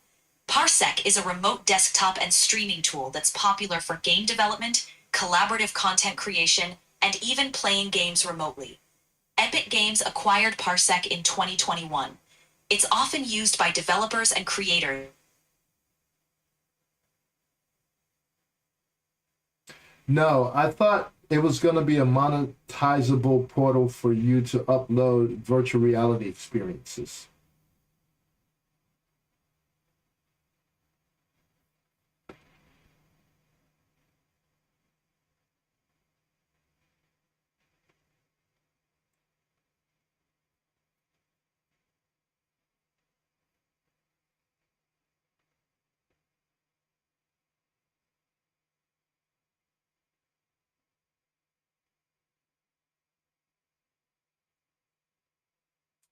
This is an important question.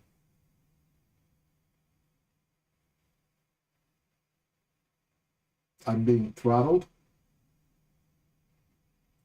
Not a good time for a timeout period. That's my last question. Why? Because I don't want to go through that whole thought process to get back to that thought. All right, Parsec. I remember because I was on the Discord. Let me start over.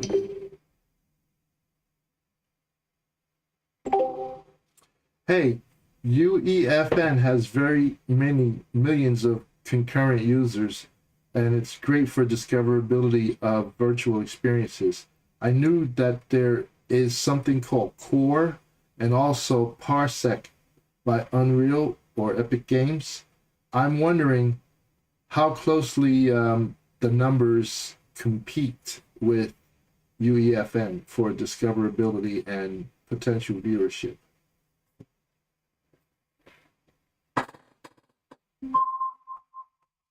Let's break it down. For UEFN, Unreal Editor for Fortnite, there's a massive user base. On some occasions, individual major experiences, like the LEGO Fortnite launch, drew nearly 2.5 million concurrent players. Currently, Fortnite itself sees around 48 million concurrent players across all platforms, with UEFN being a growing slice of that, especially with over 80,000 worlds created and hundreds of millions paid out to creators. Now, for Core, another UGC platform by Manticore Games, current data on its concurrent users isn't as widely published. While Core has a rich creator ecosystem and partnerships, it hasn't been reported to rival the scale of UEFN's peak numbers yet. As for Parsec, it's a remote desktop and streaming solution often used for game development, playtesting, and even remote gaming. It's not positioned primarily as a platform for discoverability of user-generated games like UEFN or Core. Its concurrent usage metrics are more focused on enterprise scenarios, like Xbox Research, which ran up to 120 concurrent workstations for virtual playtesting. So Parsec's concurrent numbers are in the hundreds, not millions, and it's more about remote access than player-facing discoverability. In summary, UEFN is showing huge, multi-million concurrent user numbers. Core is growing, but likely not at the same scale yet, and Parsec's usage is more for internal or developer-focused use cases. Okay, so based on tonight's discussion, I would think that UEFN would be the place to release a virtual experience, virtual concert experience. You're absolutely on the right track. Given the sheer scale of UEFN's user base and how vibrant the discoverability is right now, especially with virtual concerts and experiences becoming more popular, UEFN is a prime candidate. It offers a huge active audience that's already engaged with virtual worlds and events. So if you're thinking about... Exactly. Yeah. Okay, thanks. I had enough of that. I got that idea. Okay, so back to this. What are my issues currently? Currently, I cannot publish to Facebook chat, Facebook personal profile. I would like to know how. If you want viewer comments to show up on Restream chat, you'll need to make your streams public on Facebook. Yeah, Okay, let's ask. How do I make my streams public on Facebook so that the chat will show up in Restream.io chat?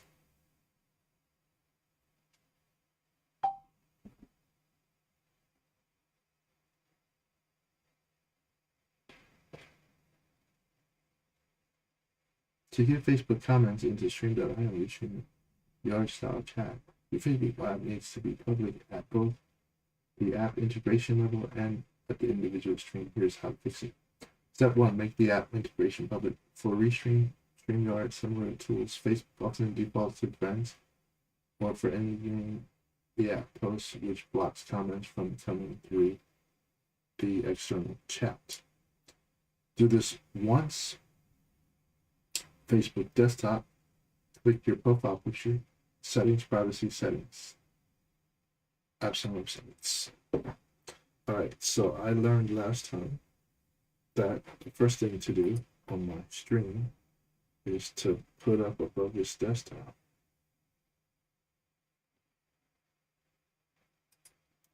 hiding the screen, opening Facebook. Do I even have a Facebook app installed on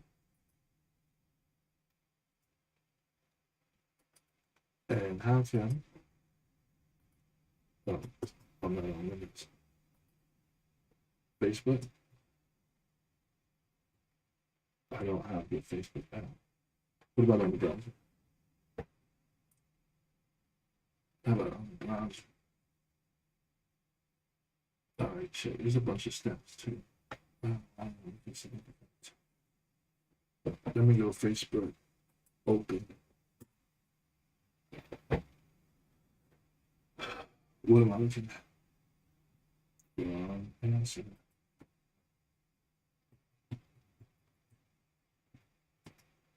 I don't have the Facebook app. It's all on the system.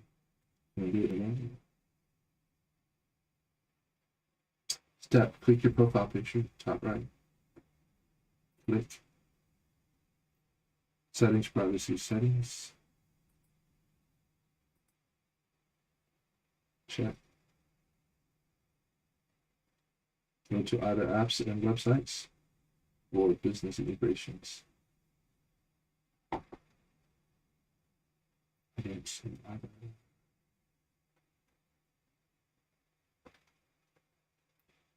Preferences, audience visibility. Audience visibility.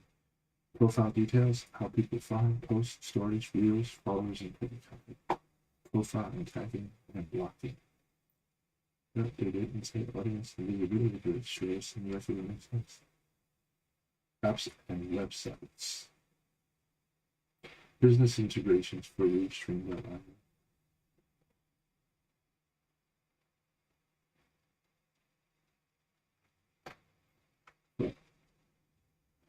All right, App Store. Why? Because it has instructions for the desktop. App Store.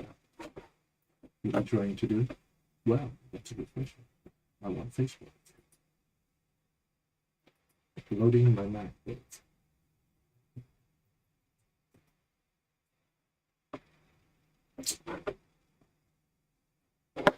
How come I don't see Facebook app? Just straight out in the open.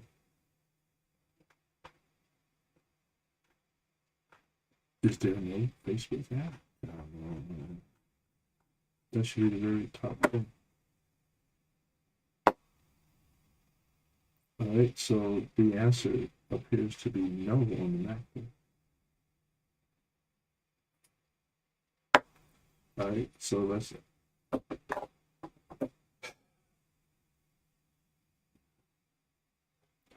listen. I went to the App Store on the MacBook Pro and I do not see a Facebook app listed. So is this something I can do in the browser?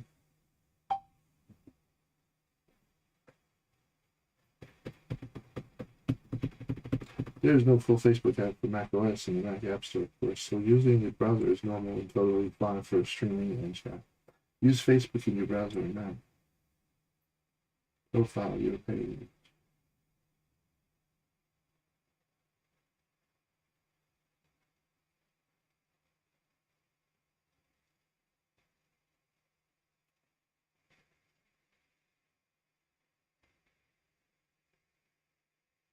What? Go to your profile. All right, let's just do it. Okay.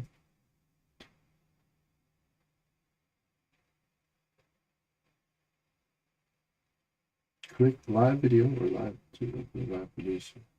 All right, fuck it. Click on my profile.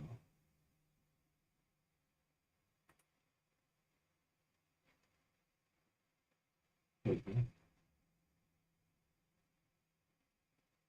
I don't even know what my page is. I don't use Facebook, but I think I'm in the right place. Click live video or live to open live producer. Okay. Click on my profile. Click on mute. Okay, I've done that. In live producer, choose your source camera or screen key from OBS from the front.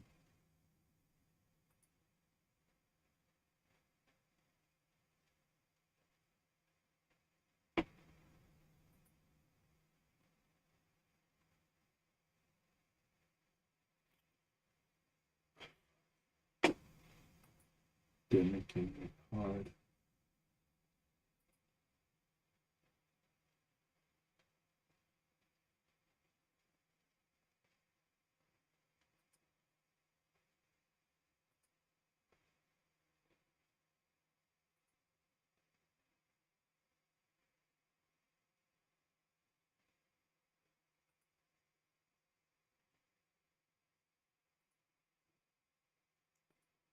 This shit is fucking crazy.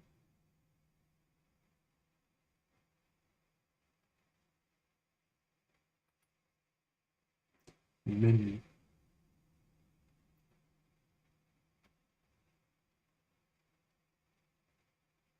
Page. I'm not creating a page. Do I have? Suppose I had a page. Would they show me them?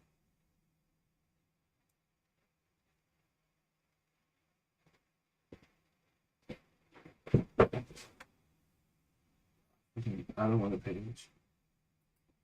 Okay.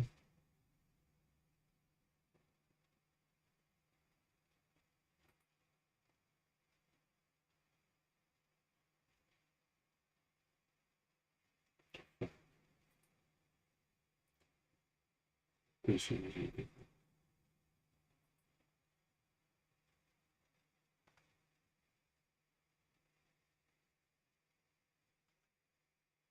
Okay. Can't believe that I'm in this situation. A very simple task. I want to fucking chat this shit out. Go to your profile and click allow public chat. Like, what the fuck, yeah? It's the shit's buried and you got. Even AI can't tell me how to do it right.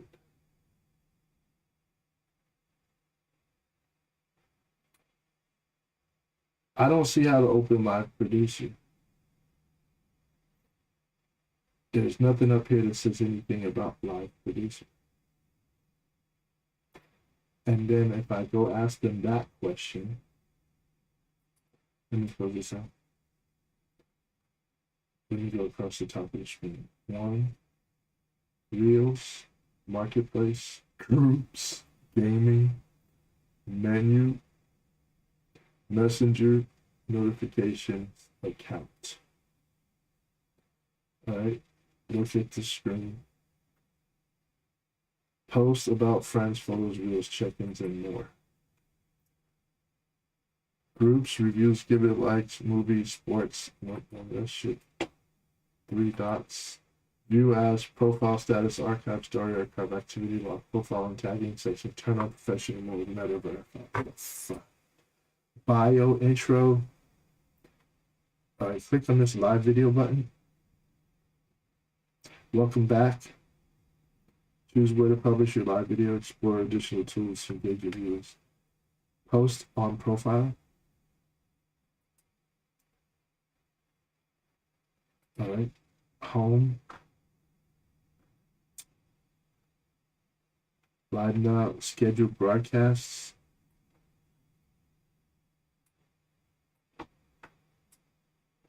This shit is in the way, so now I can't get to the bottom. I see edit post, view post. I see live now.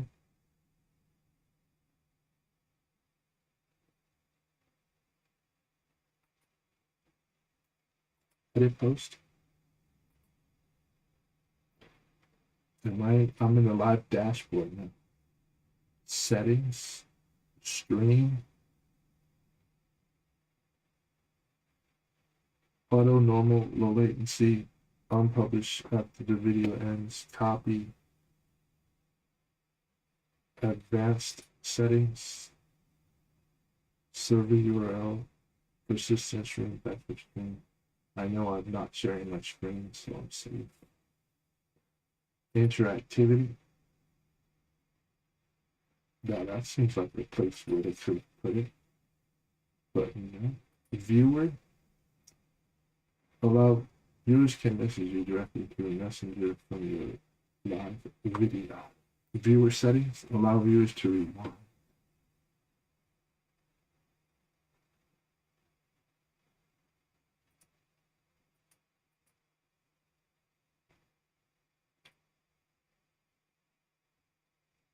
Dashboard. Comments. Post details. Live activity.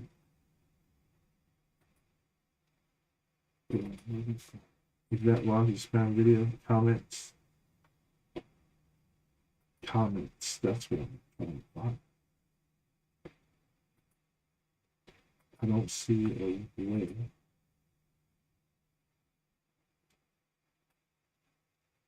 Comment display.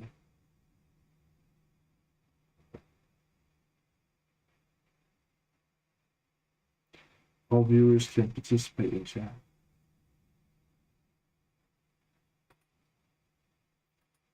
Yeah, but how do I make this shit public? What the fuck?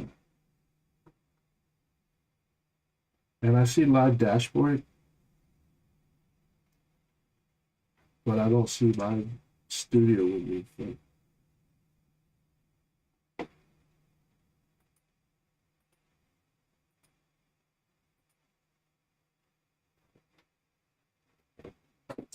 Will y'all help me?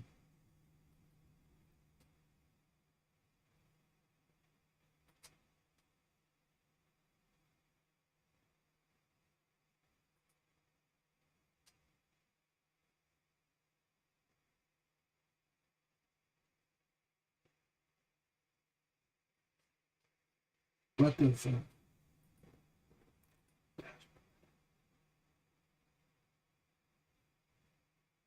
I'm just looking for a privacy setting, right?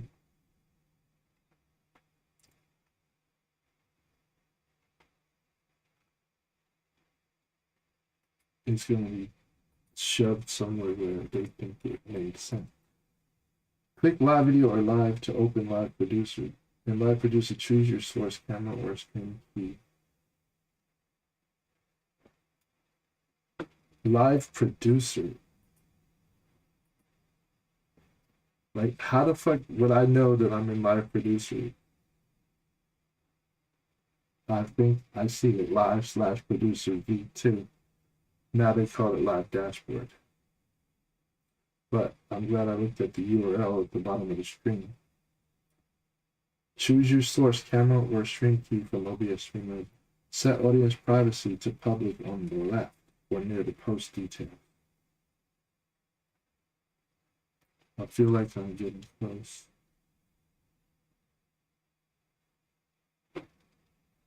Is it in advanced settings? Not good enough because it's not there. I'm in the live dashboard.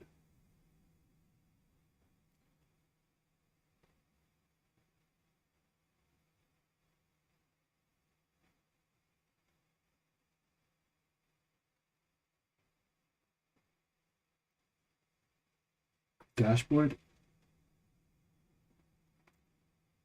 All right, dashboard is not it.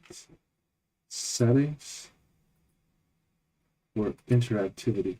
Nope, that's polls and questions. Stream.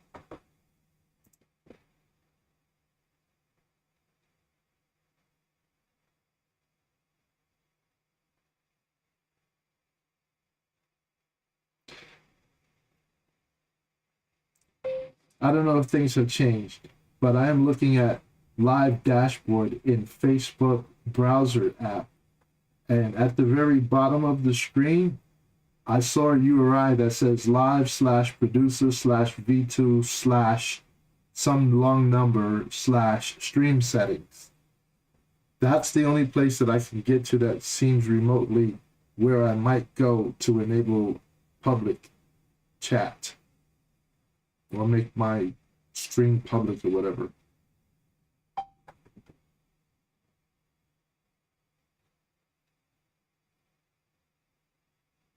In Live Producer V2, the control you want is not in the URL bar, of course not, or stream settings footer. It's in the header area of the live setup panel.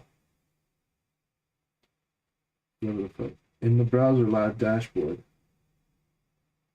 look near the top left of the live producer screen. You should see your profile page name and just on the or next to it a drop down that might say only new friends and followers.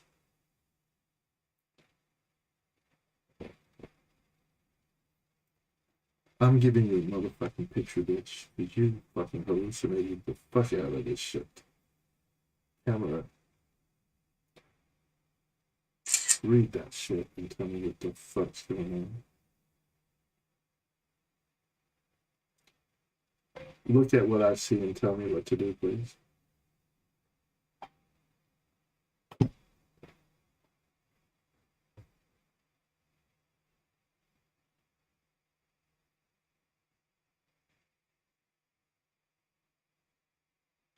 Open the live audience to public. Change the live audience to public.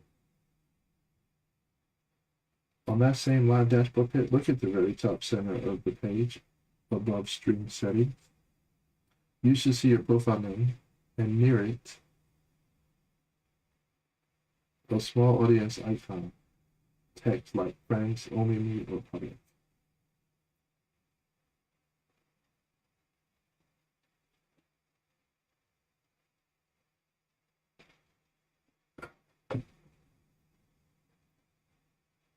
Look at that picture and tell me where you think that might be, because it's not there.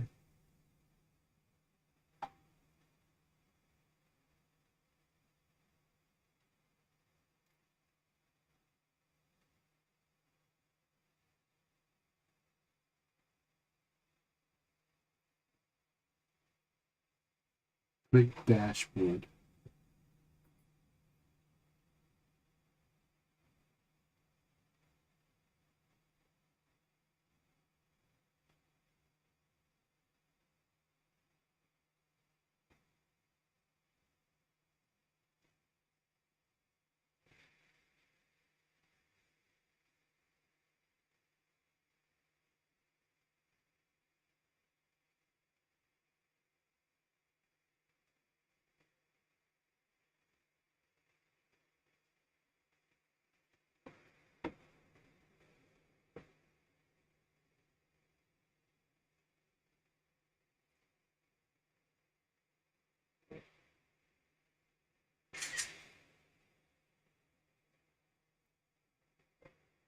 I clicked.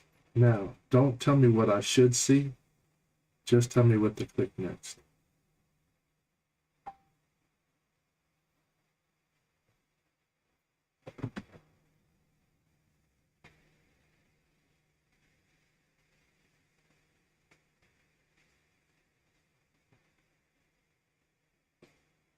Distribution.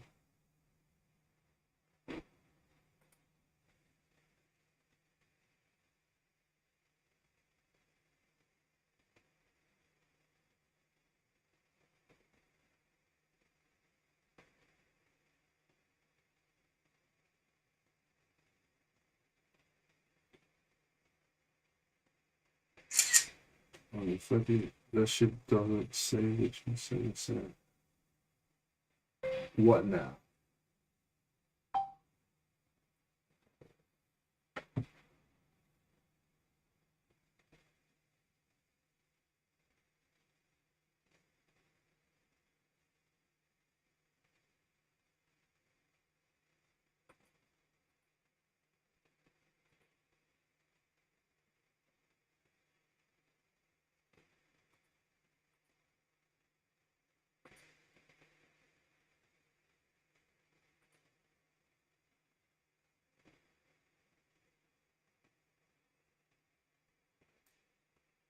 You're hallucinating your fucking ass off, bitch.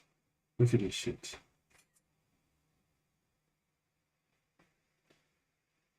Alright, listen. I've expanded everything under dashboard settings, interactivity, and distribution. Distribution only has a subpage which is clipping.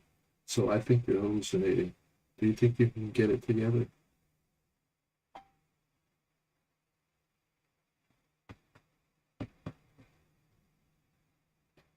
You're right to call that out. The UI in your screenshots are different from those docs describe, so the earlier directions don't match what you're actually seeing. Given what's visible, the live dashboard you're in shows no audience privacy control at all in the rail or center cards.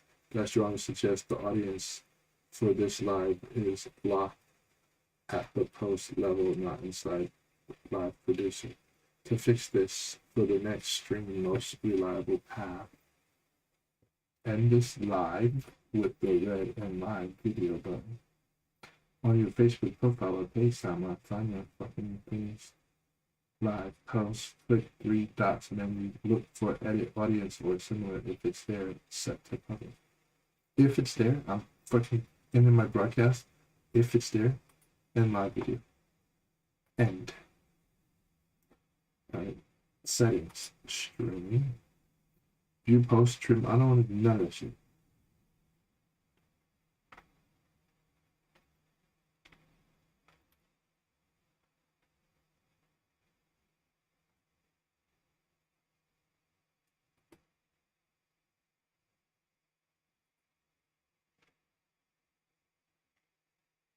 Comments.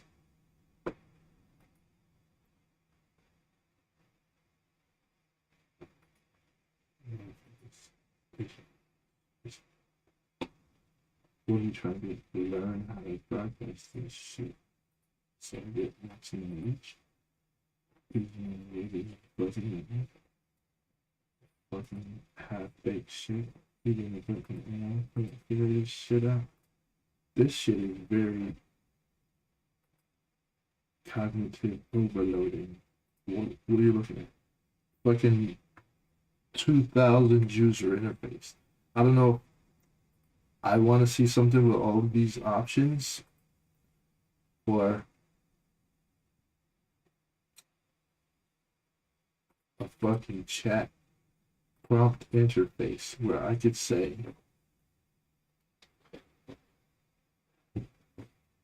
no, I know what I want. When I click on something and I say, hey, I don't see the chat, I want that motherfucker to say, okay, going out to Facebook, this is what you must enable. Would you like me to take care of that for you? Yeah, they do an MCP API call and they fucking post and they fix that shit.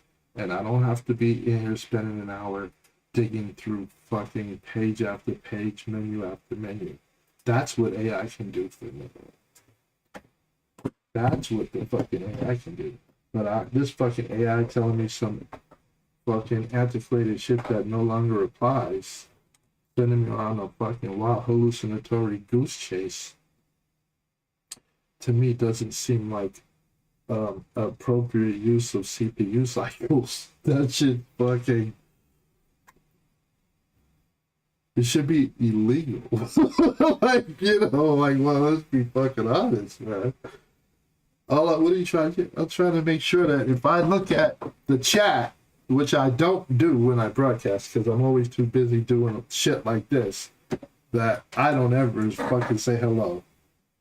Bah humbug, get the fuck out of here. You're not watching this shit anyway. Why the fuck should I take time to talk to your ass?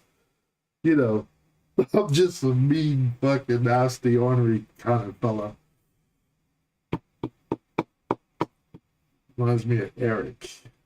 No, he's not mean, nasty, and ornery, but just that whole thought process reminds me of Eric in the Air Force. I can see me, Eric, Ernie, Murray. 1, 2, 3. Is that all? And Ernie?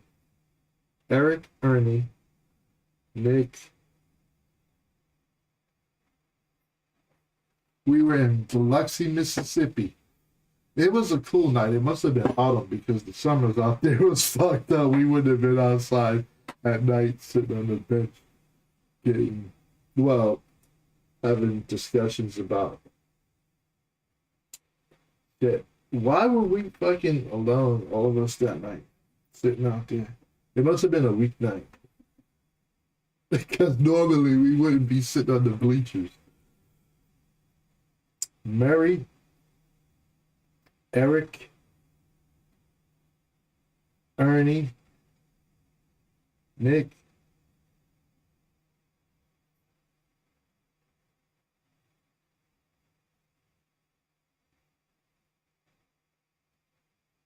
that's probably who was in the picture. Which means Mahalik must have been taking the picture.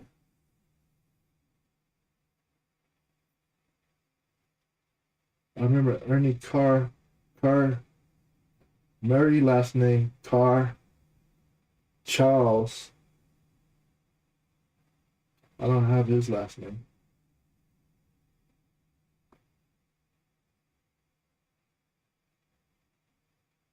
That's funny. I can see faces though. Oh yeah, Eric.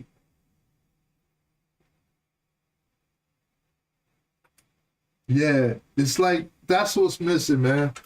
We need to be able to dial back to our memories and go sit in the scene. But then the next thing would be you'd be wanting to talk to the motherfuckers. So what you up to now, man?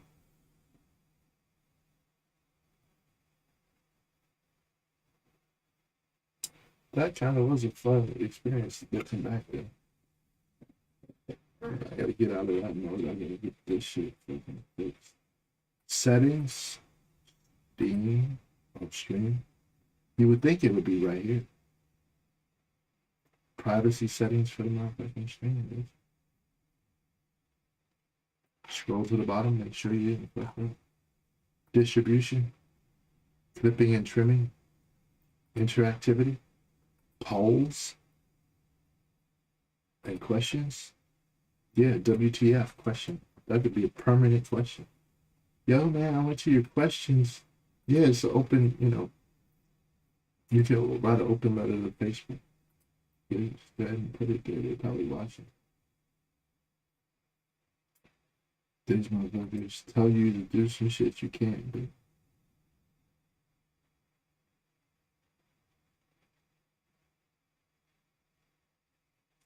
Stream.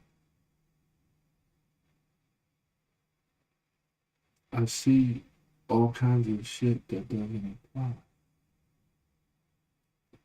Why?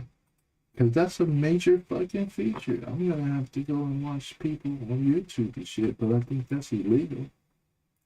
I can't go watch fucking YouTube to answer the question.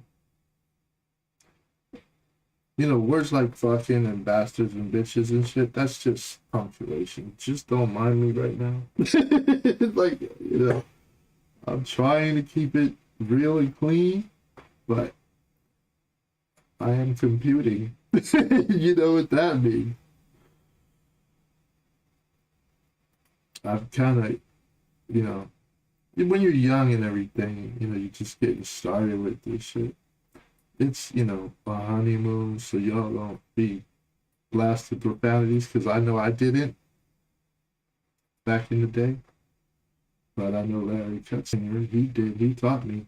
He taught me. We were working on Windows, install Shield Wizards for installing digital imaging software onto kiosks and servers and workstations and shit. And boy, he used to drop F-bombs, slam keyboards, because he's trying to train me to do some shit that after watching him react, I knew I didn't want to do. I don't want no part of this shit, but it's a job. Till the day that he broke his chair. He went through his hands like this, and the plastic back of the office chair was snapped. It ended up backwards on the floor. No, it didn't snap, it tipped. The chair tipped, because I helped him get it back up. And you know, I kept my cool and shit. I didn't say anything. But I went back to my office and closed it down.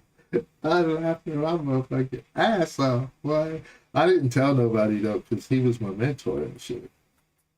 It's where I transitioned from being a Java developer to C++ developer, hardcore C++ in that job. Yeah, he bust his motherfucking ass. Microsoft got him. Because I know we was a Microsoft shop. Windows Foundation Classic. Is that Microsoft Foundation? MFC? C++? Yeah, NFC. Preview link. Think, well, you see shit. Like, what the fuck? This is out of control. I think this shit is impossible. I don't think there's no. We need to go to the comments section and expand that shit. You know, I look off to the side and it says remove module, open in a new tab, pop the shit out. Comment settings default. It says all can participate. Click on that. Go to the option. No option.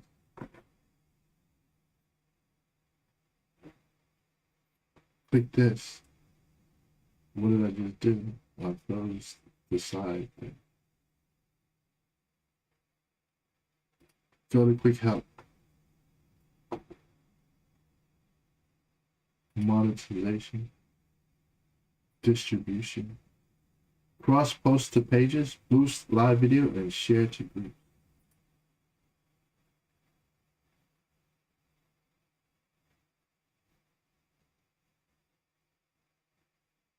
No, wasn't my version. No. Quick help. Camera, stream setup. Camera, click on camera. Stay up to date.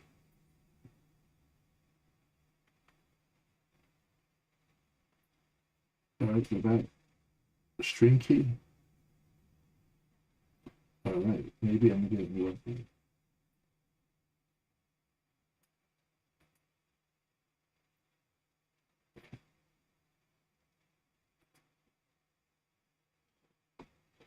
OBS Studio.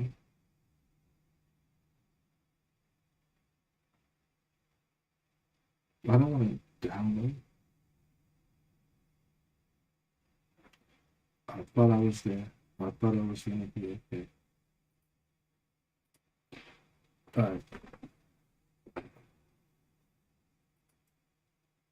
Expand video, live activity.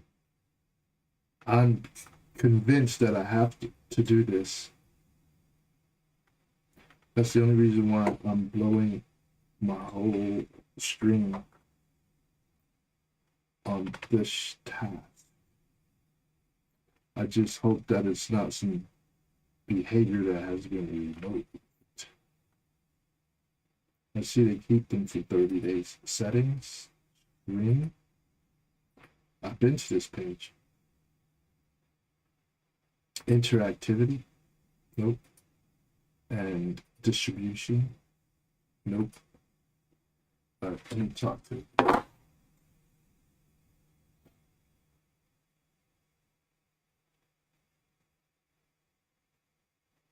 Let me go back to my Facebook profile page.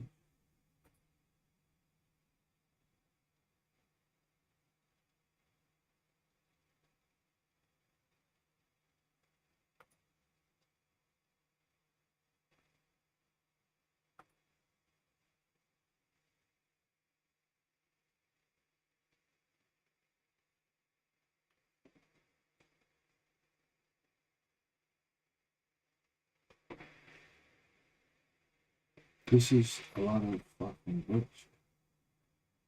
I probably need to. Oh wait, I'm not sharing anything, right? Let me go to YouTube. Somebody's got a video.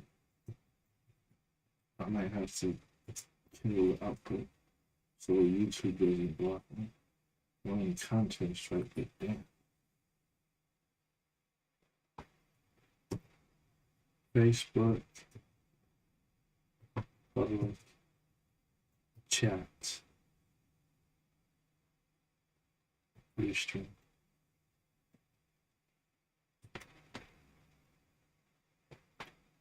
Restream IL chat. Restream chat not working with Facebook now. Using Restream chat with the gaming with Restream. Facebook live streaming.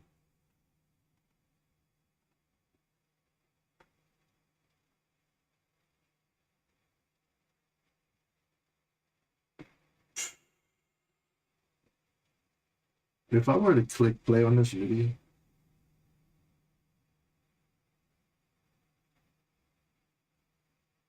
it's like I'm sitting here with the thought, like,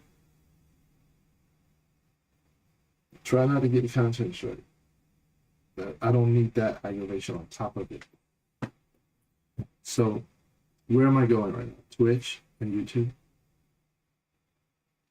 What's the solution? See, the thing is, what I don't like about killing my stream is that I get motivated to go do other stuff as soon as I turn it off.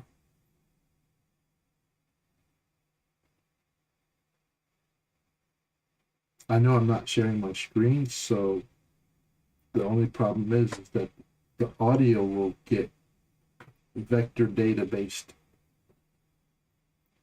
All right, let's click this button if I did. Are they gonna play? Books, chat, and Restream IO. What is going on, dude? It works 1 minute and then the next minute's not working. What's up? I'll tell you. Stay tuned. No, I'm not talking Pay back. You're gonna order this book. Actually, Nah. able to get Facebook chat through Restream, and then now it's not there.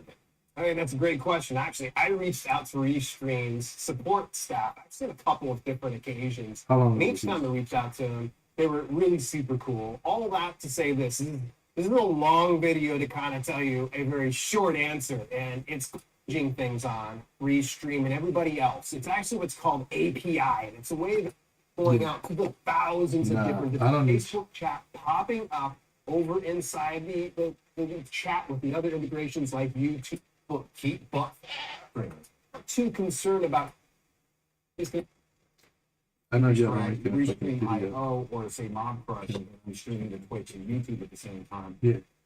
Do I just give up on Facebook? Honestly, the best thing you can do, don't ignore Facebook.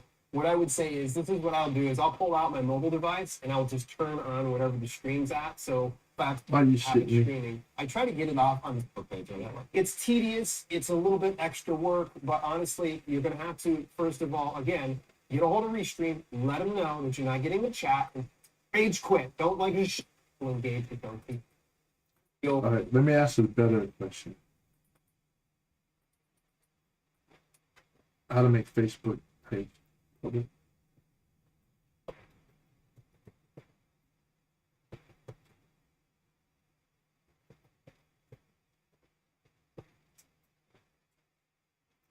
How to make Facebook stream public?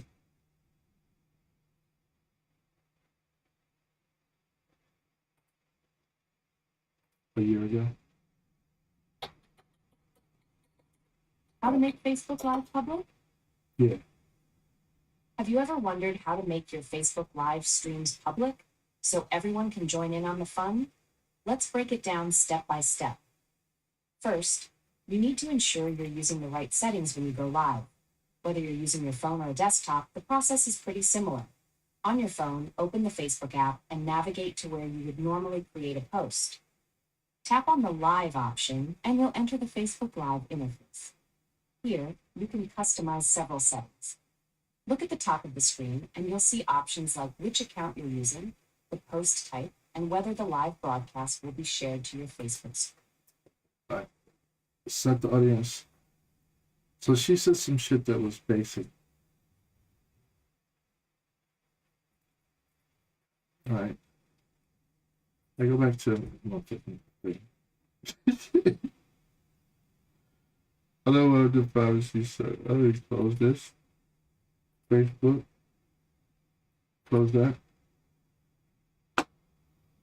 All right. If I click on my profile, yeah, I'm not sure she even said anything like that yet. Then I click on live video. All right, now I'm looking at a page. Choose where to post. I see post on profile. I'm looking for privacy settings, and she said it would show me who will see it. And it looks to me like that shit has changed.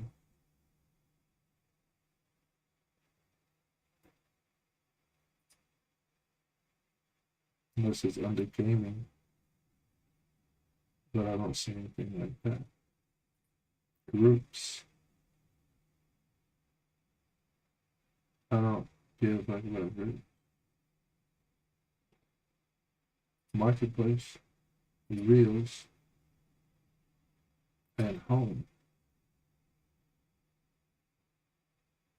What's on? I'm on a live video. Now, I see the go live button.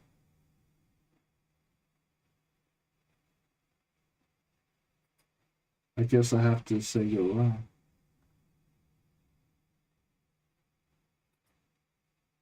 So let me hit go live. Maybe at this moment they give me an option right there. Select the video source, streaming software.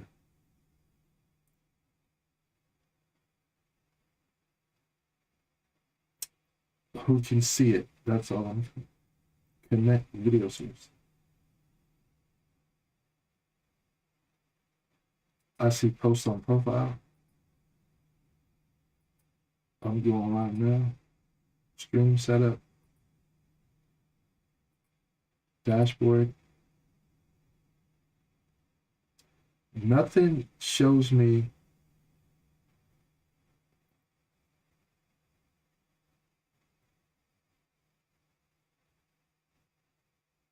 anything about all right, so basically Zuckerberg has fucked this up.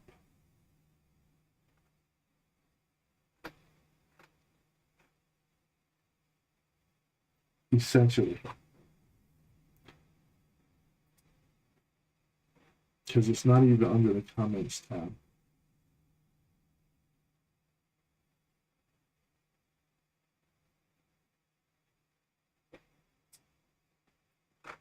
So I am thoroughly convinced now that that's antiquated information from likely a year ago.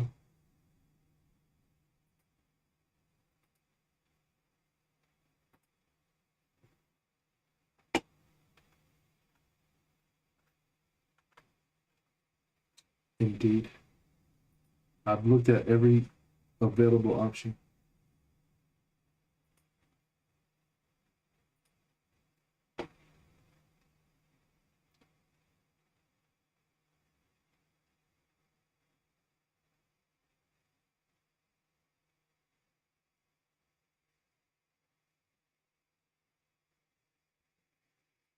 Advanced settings. Expand video and event lock. So I would have to say, fuck chat. Don't talk to me on Facebook. That shit is pointless for me to even consider it. So I'm killing that and just saying, hey, I spent a whole night. I'm killing all of those Facebook tabs. I'll just let Facebook run in the background. Ain't gonna be no incoming inbound chat. What am I worried about anyway? Why? Because nobody watches my shit. You can see why. It's just fucking pointless. Okay, but no, I do have family members that periodically want to see what crazy Nick was up to. And they're like, yeah, I saw you on freaking YouTube. Yeah, well, you probably didn't chat with me on Facebook. Let me turn that off and turn that back on.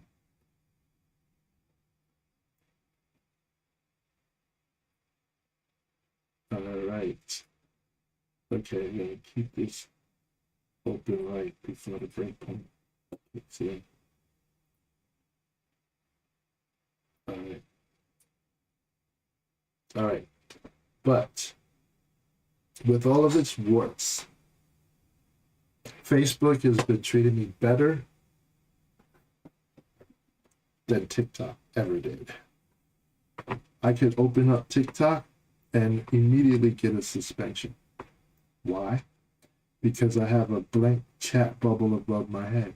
Now here, look at my broadcast. You see my broadcast? Very, uninteresting. There is a very attractive young lady sitting next to me, right, Alicia? But this broadcast really doesn't have any value add unless you like offbeat, crazy humor. So, but if this was my art, like up on this chat bubbles, if I decided to go and get, a couple of different buckets of, different colored paint, and I just threw it up there and threw up the colors and made splat art, right? TikTok would say that it's not unique or creative enough. It's not engaging content. It's low budget content. But then if I peel the canvas off the wall, like let's say, I had a camera pointing at a canvas that I was splatting paint onto, and I peeled it off the wall and then put it up for sale. That might be worth $1 million to somebody. You know what I mean? My low budget broadcast, right? It's not like I'm pointing this into the depths of an alley, but suppose that was your art.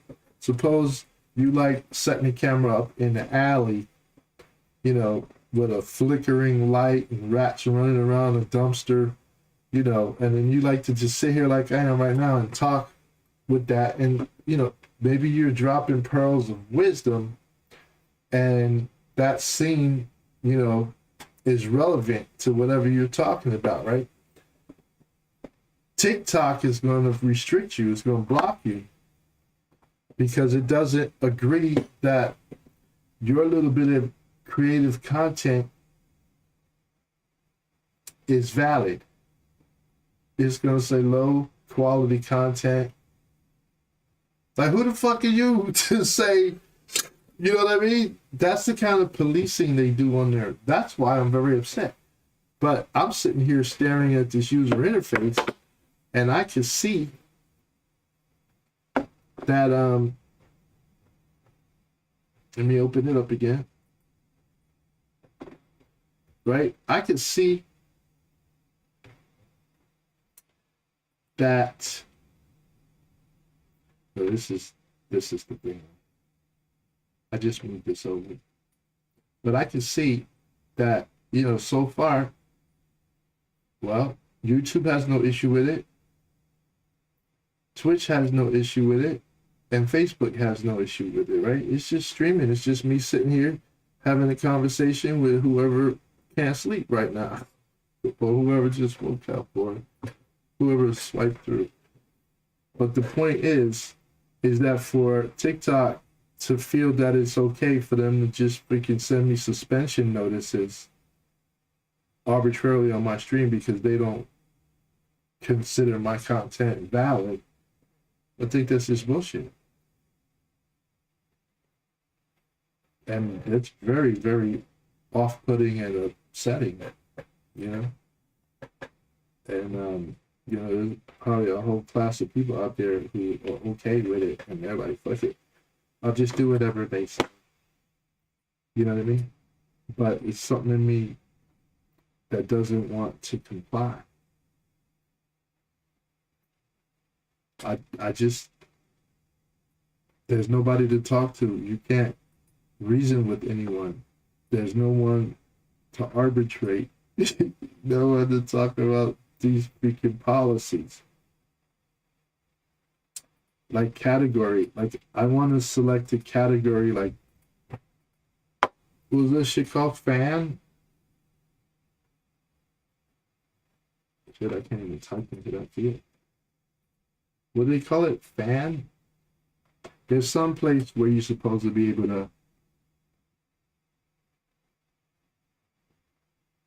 put in some generic category. Like fucking whatever. A, chat and interview. B, no plan B. C,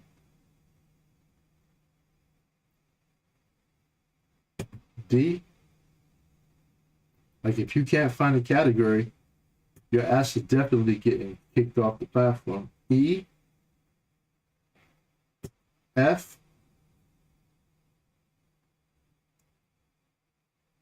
G,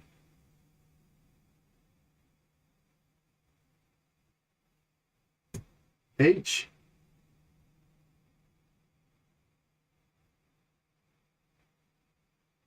I,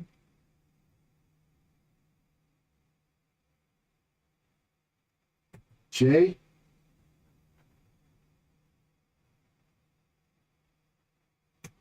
fucking K. It's pissing me off, man. Knowledge. L,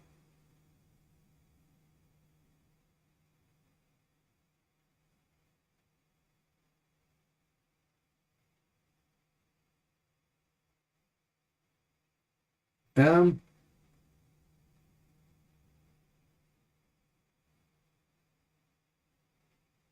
N, nonsense.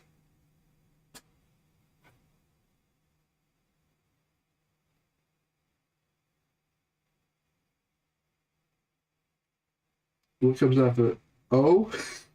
N.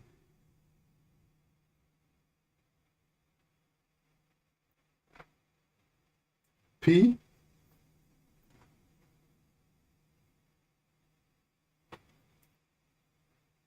Q, R,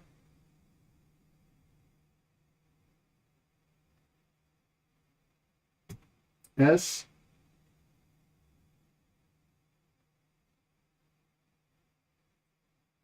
T,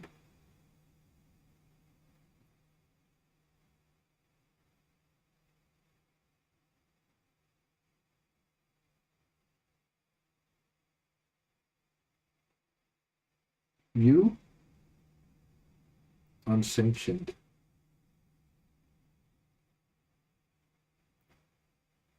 V,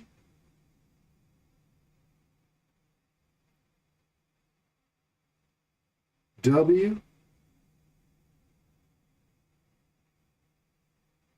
X, Y,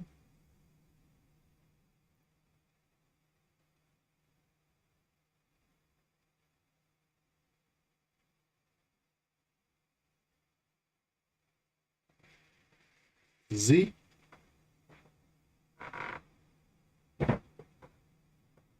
C. Like if I said chat and interview and save that shit. Okay, what am I doing? I'm chatting to who? Alicia and myself, right? And then I said, well, I'm gonna bring down Facebook and I'm gonna click on this chicklet here. I want to change what I'm going to call this. A random chat.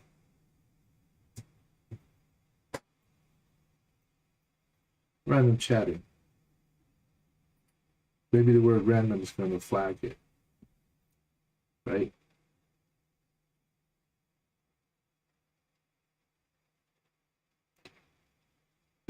edit.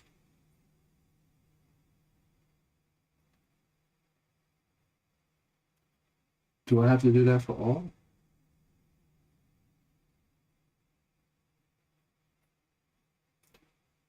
That's my Facebook line. TikTok. Edit. Random chatting. Save. And enable.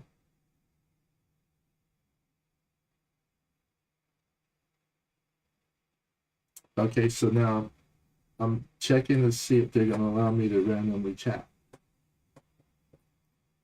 All right, I'm randomly chatting right now because I couldn't find a category to broadcast in. I mean, I've looked at every potential category for a stream so that I won't get suspensions. And I'm just a user trying to utilize, the streaming capability. Okay, so now they're probably looking at this and they're like, oh, no, that doesn't look good, no good. I'm like, yo, I'm doing the best that I can. Okay, so they also say that I can't have this on screen, but I only have one monitor to work with. So I push this off to the side. I'm sure that is a requirement, right? And I can't tell what's visible right now. This is from Restream, from my service. Why? Because sometimes they don't watch, I'm self-centering. Service. This is from my service. Okay, so what do I see? Well, I can see that it's certainly only going to YouTube and Twitch. That's a successful delivery. And it's not going to the other service. So there's that. Now, this is on screen, right? I don't really have a need to see that right now. So I could go over here and say, well, what's the performance? The performance is looking really stable, really good, right? And now I'm dealing with character creations in OpenArt. If I hit Alt-Enter right here and say, I want to go home. Consistent character 2.0, better consistency, smarter workflow, lower cost. Create your first 2.0 character for free. Yeah, that's where I am. This is what I'm going to be doing sort of next, right? But once I get through this flow, right, let me click that button, make sure that that's where I was, right? I'll be adding some images into this. When I click on here and you say history, for example, and then I will scroll through and I'll find the images. But in my history, I don't currently have the latest photograph or images that I want to use to create my consistent character. So I will be doing uploads, but I might have something in albums. And if not, I've got to go and create albums. So yes, indeed, I do. Let's click on that. These are the images in this album. And I'm in OpenArt. And these are stand-in images for the actual person that we're working with. And then I can look at edit history to choose from there. So this is one image that will likely make it. If I am correct. That's why I need to do this. Also using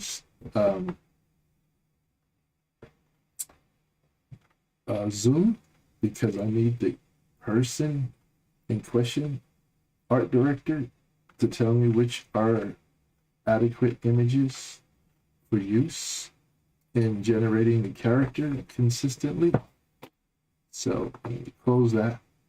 But another task that I have for this whole operation is to go to the home screen and I need to find the story. I gotta get used to being in here again. Story. Music video? Singing video? My stories? This one?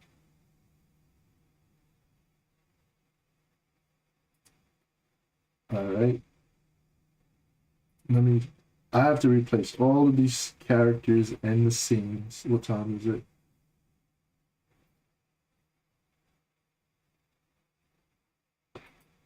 Maximize. Audio.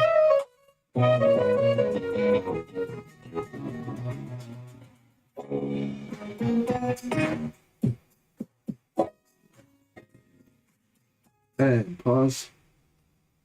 Why? Because I want to practice so when I'm on the call with the individual who's going to be going over this with me, I have the ability to get back and forth. That's the one thing that I do not like about this whole operation, is that when I scroll back over to this view, I don't see any motion. Like I would expect that I should be able to see this move, but nothing's moving across my screen, almost as if this one view is static.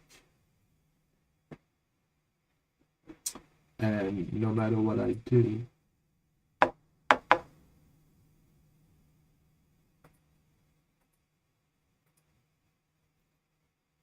I think this must be some function of something that must not be set up properly, because I don't understand why this view is static right here. Like if I wave my hands, I'm expecting to see it wave in the viewport, and that viewport is static. Right? Now, if I click on TikTok, I would expect to see that I'm live. And this is the things that they kick you off for. It's like, dude, I just got on your platform and I am setting up a stream, right? And I have to go back and forth and check, and then they say low quality, unoriginal content, and block. And I'm like, damn, man, these people are out of control. You know, it's like, all right, now my intent is not to be showing other people's stuff.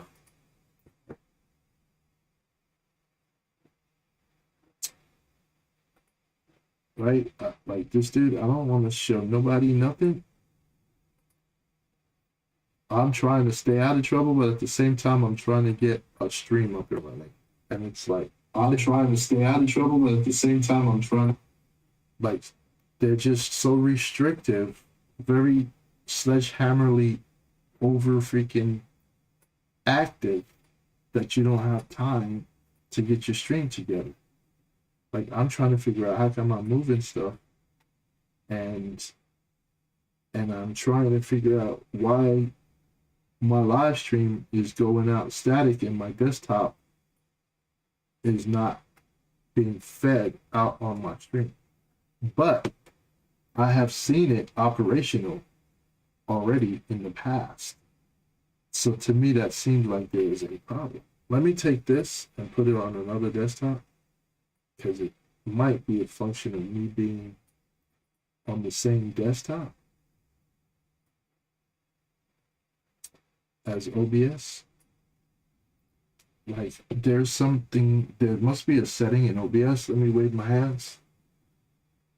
I'm waving my hands, but I don't see anything happening on the desktop in the feed, right? That there's a static image on my feed. And it's, you know, I'm trying to work it out, man, but getting kicked off while you're trying to work it out is very frustrating. So I got to figure out how come my desktop is a static image. Let me go and look at Twitch. All right.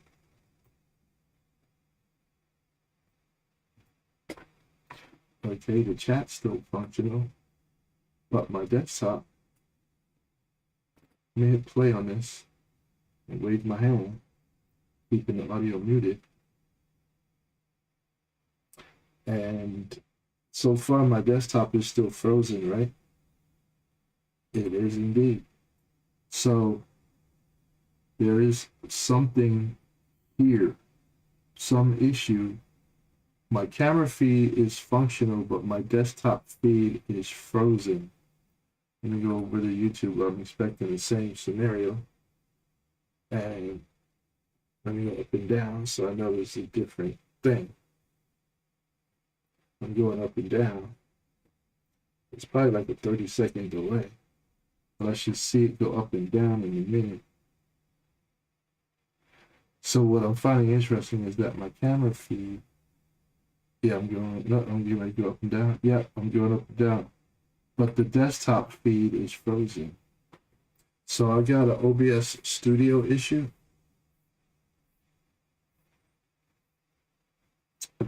And I'm not understanding why this shit is froze. Show the cursor. Suppose I say hide OBS from the capture.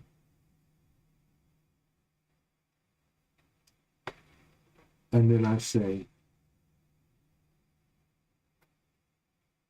okay, let's look at the methods.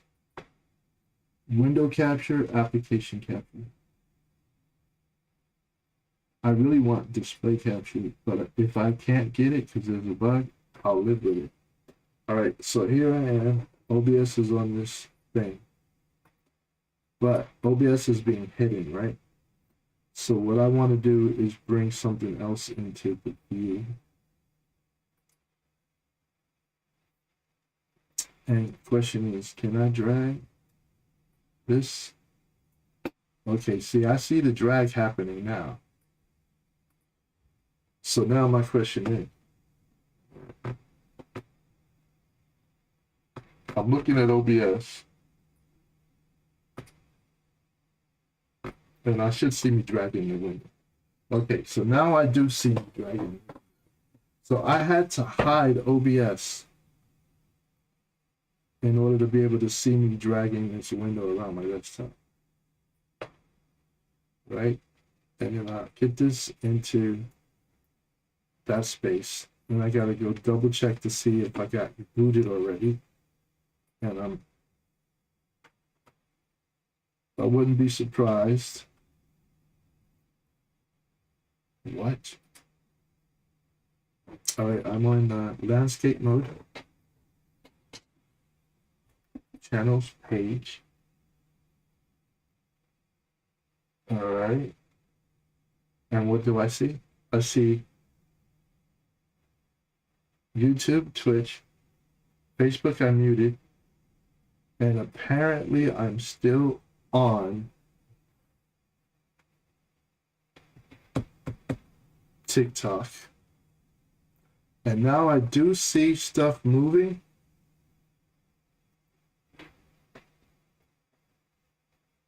And I'm moving my hands. And then I'm going to swipe to another monitor. Or to another display. And I have just swiped all the way across.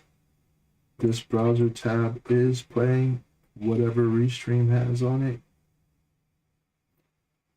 Let me go ahead and foreground a different one. It's a lot of complications, but I have to do this in order to get adept at it, right? Like I have to be able to see what's happening. And I can see in this browser that is froze, the Zen. I'm on Restream. Okay. So now I can see that I do, in fact, have activity from Restream, right? So now I'm going to go click on the YouTube tab and it's live. Now I can see and I do mute. Okay. So YouTube is functional. That's good. You want to say good on my YouTube chat just to see. Now, I know that Restream TikTok wants me to chat, and what I don't see is how to pop out the TikTok chat from here. Let me click on my live and see if the TikTok, there's the TikTok chat. Let me pop it out. I really would like to just pop it out. Why? Because I am literally paranoid with TikTok showing this multiple reflected image of my chat bubble, because it feels like they're just waiting to find some low quality reason to boot me off my stream while I'm trying to figure out how to set it up. But I can see chat here and I can say chat, but I can't pop it out. I see viewers 1, which is me, settings, moderation settings. Okay, so that's actually looking at my channel. But on Restream, I'm expecting there to be a button. Oh, this one, TikTok live monitor. That's what I'm trying to get at. All right, so while that loads, I can hit play. What about that? And so you like a boogaloo? I like a boogaloo too, but no boogaloo for you because we don't want to get a counter strike, okay? Now, can I get this always on top? TikTok. So we're gonna try to keep it together. Welcome to the broadcast. So happy you come join us.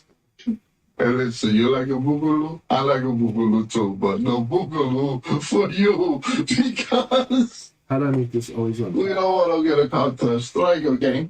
I really would like a quick way to get this between windows. Used to be with Windows, you could So drag we're your gonna window try to to the keep it side. together.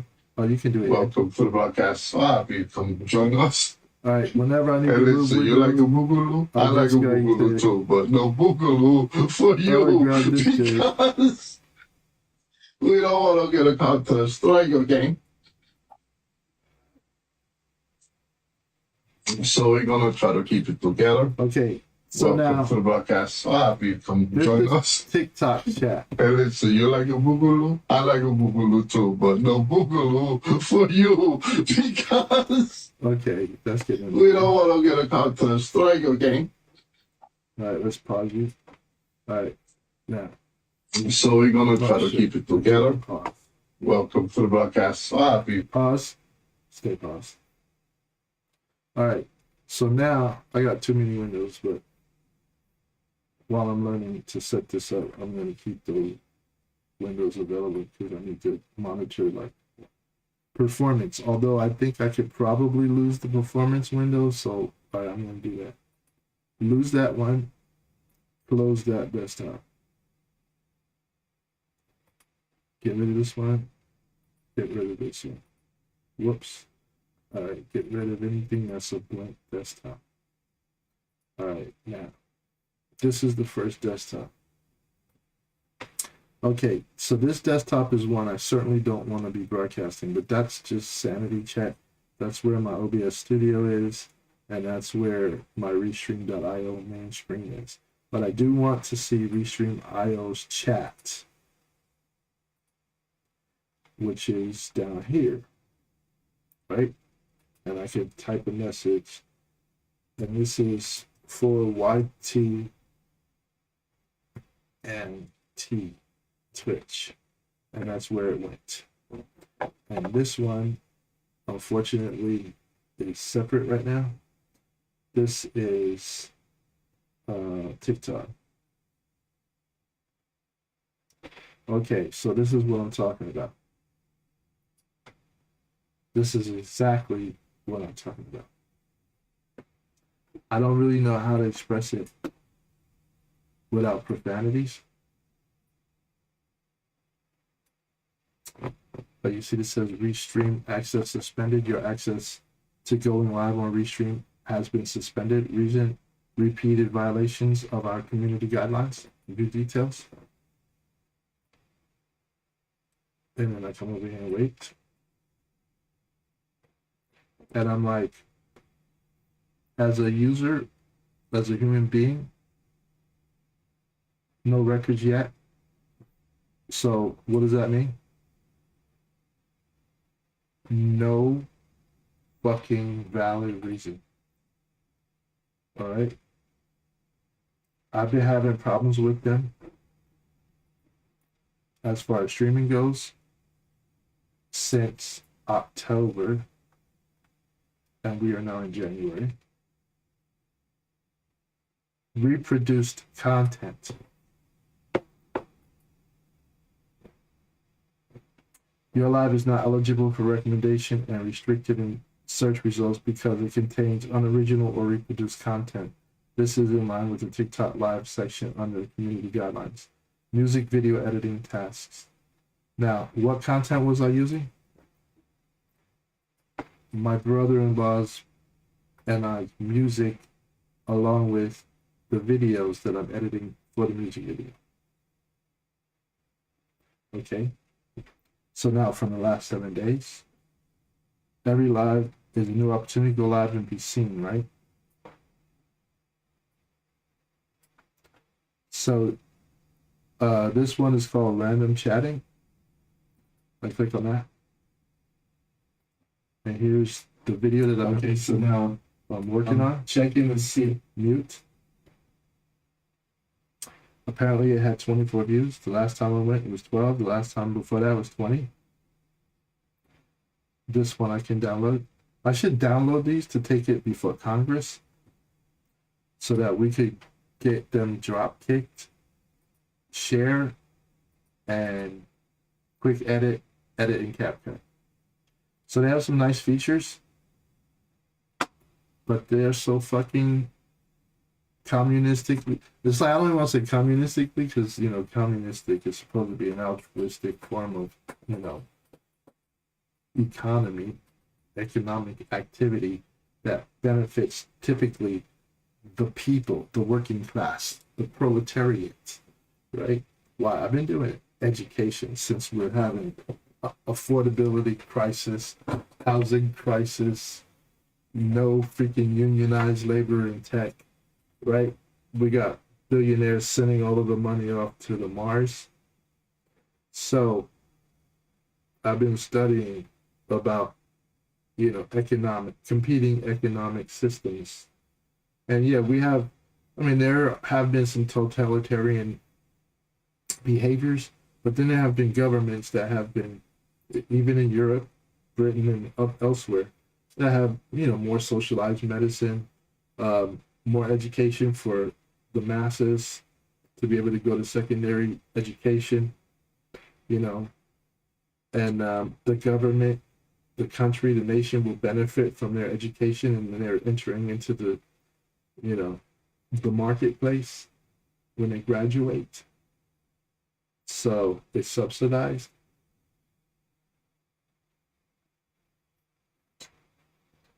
But we're in naked capitalism, totally out of control, with people, you know, sending Blue Origins and SpaceX's to the outer reaches of, you know, the impenetrable dome around the planet.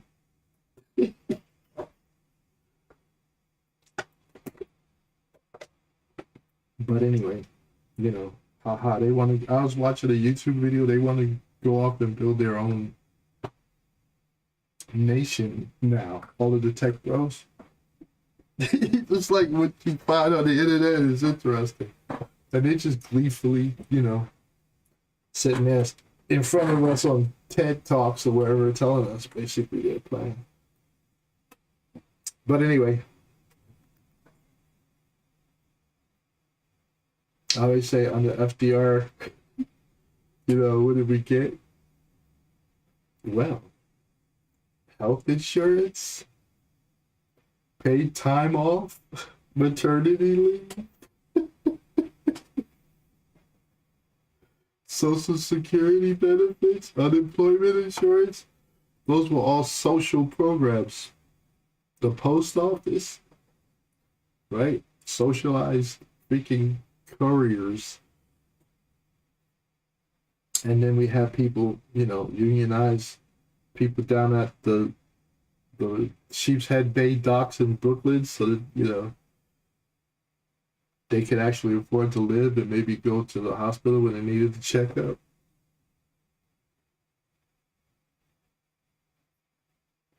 And now the tech bros are laying everybody off, blaming it on AI and, you know, efficiency. So yeah, I study, you know, things other than tech, world systems, and, you know, there's no perfect solution, but we know a broke solution when we see one. It needs to be debugged. But we're not supposed to think like that. We're supposed to just, you know, accept it, grin and bear it, right? Buy some more tokens. Ask AI, hey, can I use some of these tokens to fucking eat? So, you know, of course, a thinking person is public enemy number one. So maybe some of these suspensions and restrictions from TikTok has something to do about worldviews and conflict and not necessarily anything about content, although opinions are content and they're valid. And, you know, in a free speaking society, we should be able to voice our opinions and thoughts so that we could come to a third way. Problem, reaction, solution, right? You know, that's what education is, right? Discourse in the public arena, you know, feeding off of each other's ideas, trying to work out amicable solutions. Or we could just, you know, cart off world leaders, you know, to somewhere across the ocean. So, restrictions. You know what else can you say? That shit. Like you said, nah, no, too much information. All right, this is TikTok. I might as well close it because it is no longer valid. All right, let's go look for. I don't even want to advertise for bastards, man. This please puts me off to no end. All right, here is chat. Well, another pop-up. Embed chat? No, I don't want to embed it.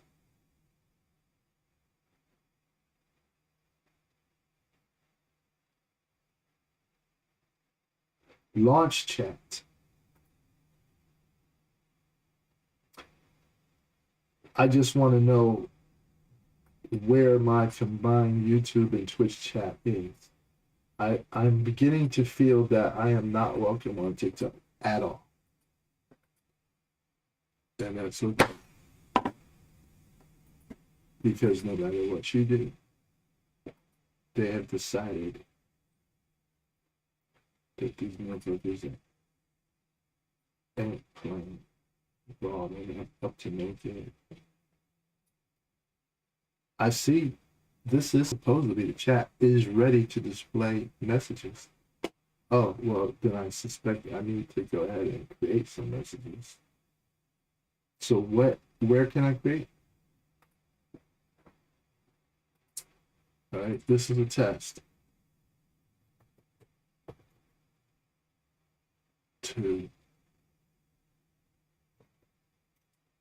combine chat from Twitch. Right? Now I'm, but this should be bi-directional, but let's look.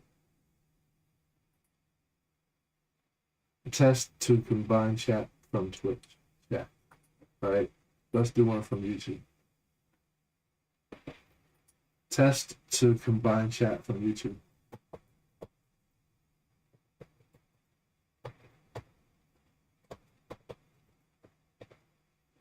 And go back over to free streaming. test to combine chat from YouTube. So I can tell that chat going into the service from both Twitch and YouTube do make it into my combined chat display. Now I can say test from Restream.io. Now, if I go there, it says that it was delivered to YouTube and Twitch. I like that, green check boxes. So now if I go to Twitch, test from Restream.io, check. Over here, test from Restream.io. What I see is that Twitch has a clickable link. Let's click it. Well, look at that. It went to my Restream. So if I click this, that should be my live stream. Yep, that is my live stream. All right. So that's checked. So now all I need to do is figure out, can I get this chat popped out? Why? Because it is currently in a combined user interface, but I don't want to be showing the stream. I only want to be showing the chat.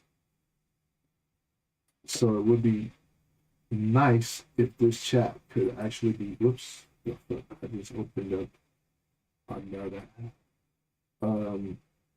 If I could tear this off, this must be a filter. That's Restream. That looks like Twitch. I was thinking this would be, oh, you could target your responses to the appropriate platform. Let's try that. Target it to Twitch only.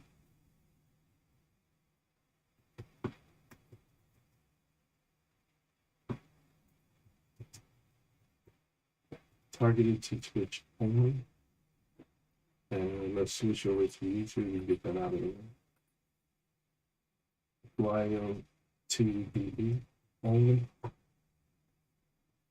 Facebook doesn't participate right now, so I guess that is the case. So they're saying this was delivered to Twitch and this was delivered to YouTube. What? This was delivered to Twitch and this one was delivered to YouTube. Okay, so now all I want to do is pop out chat. Please pop out window. Compact mode, show viewer counter, show avatars, colorize name, scale 100%, about filtering Discord analytics plot, embed in stream, and appearance. Oh, if I want it, no, I don't want to embed it in my stream. Why? Because other platforms don't allow. Download for Mac OS. Compact, counter, avatars, colorized. So I don't see pop out the chat.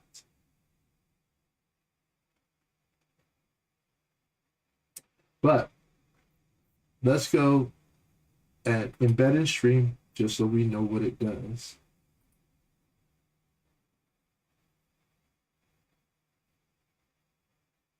Copy this URL into OBS Studio for your favorite broadcasting software.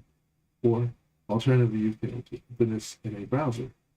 Note, embed URL contains sensitive information. Well, the whole thing's not visible. Embed chat for Twitch only. Embed chat. Copy.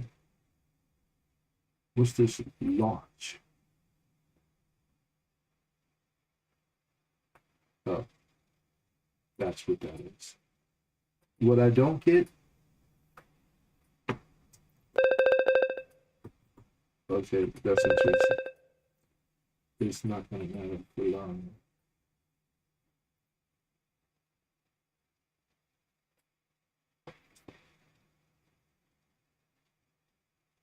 Let me open that in the browser tab. What's the mission? The mission is getting the combined chat into a floatable window that I wish would be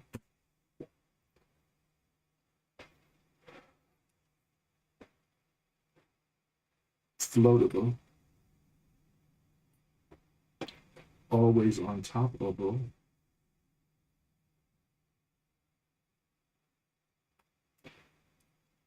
dockable. That would be very positive. All right, let's see that I can pull this. Okay, tell you what. Close that. All right, it is docked in my browser. Now, if I go through other tabs, well,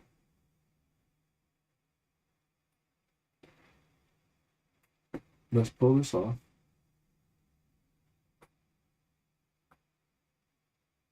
Okay, so now it looks as if I may have been kicked. Oh, that's TikTok. Let me close it for a minute.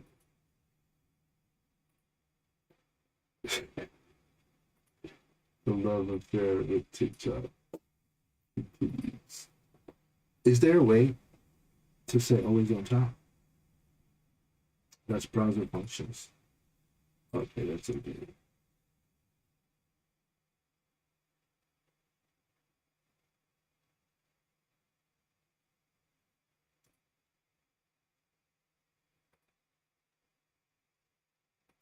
Copy the URL.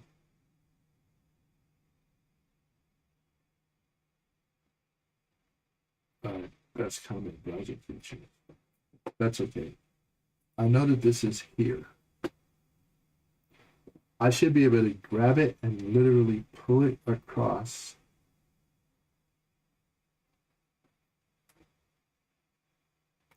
Let me see if this is actually functioning. Am I second? Yeah.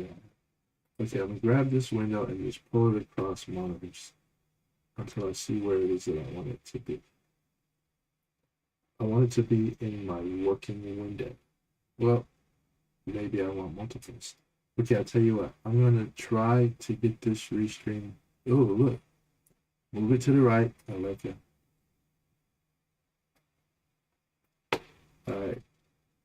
That's one instance. Now, I want to come over here, Command C, copy that, swipe across.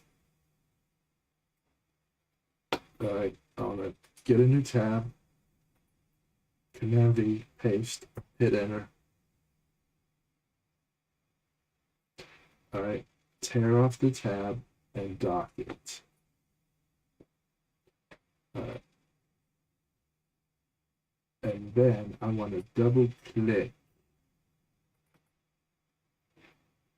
so that it expands. And then I want it over here. Now, only problem is that this appears to be a read-only situation.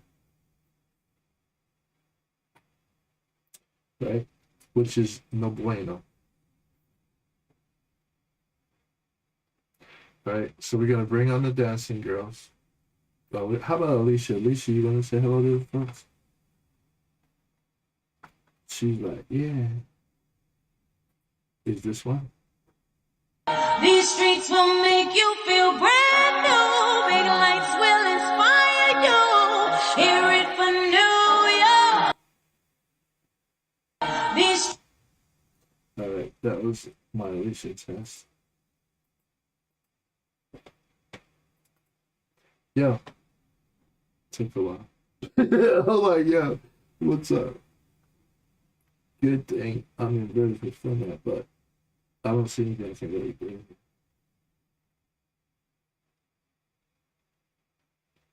Okay, that's good enough. The chat is ready to display messages. Yeah, I would like to display my own. Restream.io. What's this read-only window, man? I need to be able to chat. All right, so I'm going across to Restream.io. You see this? Type a message.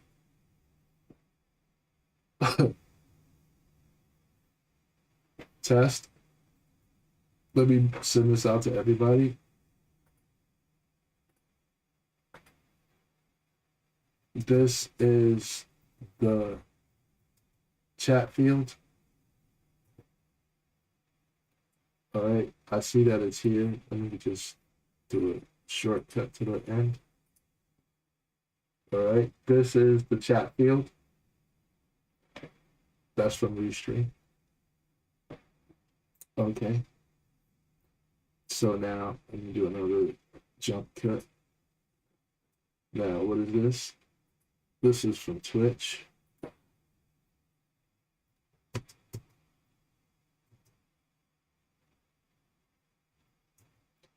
Right? Jump cut. All right. This is from Twitch, and it's got the Twitch logo. So I see how the combined chat feature works, and that's great if you want to reply. I guess the intent is, hey, keep an eye on that and then verbally respond to people that, you know, say whatever it is that they have to say.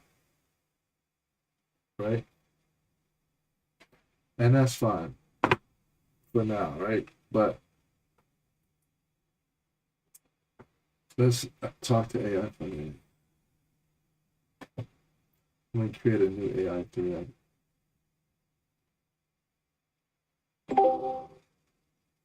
Hey, Restream.io has a very nice browsable chat window that you can open up in a browser.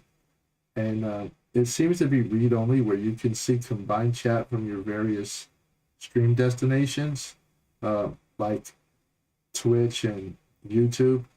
So Restream.io's chat window looks to be like a read-only web app, but if you click into the Restream.io website, there is a field where you can actually type your chat messages to broadcast out to the various services. So is there an ability somehow to get that chat field so I can type from the browser or from another desktop? Absolutely. Yes. Restream.io does offer a way for you to type directly from your browser or desktop. They have something called the Restream Web Dashboard, where you can log in and send messages out to all your connected platforms, like Twitch, YouTube, Facebook, and more, all at the same time. You can also use their... Exactly. That's the beauty of Restream.io's chat system. You can use their web interface to type messages right from your browser or desktop app, and it will push those messages out to all your connected platforms, like Twitch, YouTube, and more in real time. So it's not just read-only, it's fully interactive. You can manage your combined chats seamlessly from one place. Okay, time out. I am looking at Restream. It's like app.restream.io/ and then it's got the name of my stream. But I'm wondering if this is what you're calling the dashboard, because on the left I see my live, and on the right I see channels and chat, and then embed chat button, and then chat settings. But I don't have the ability to pop out the UI that has the text field that I can type a message into. I see what you mean.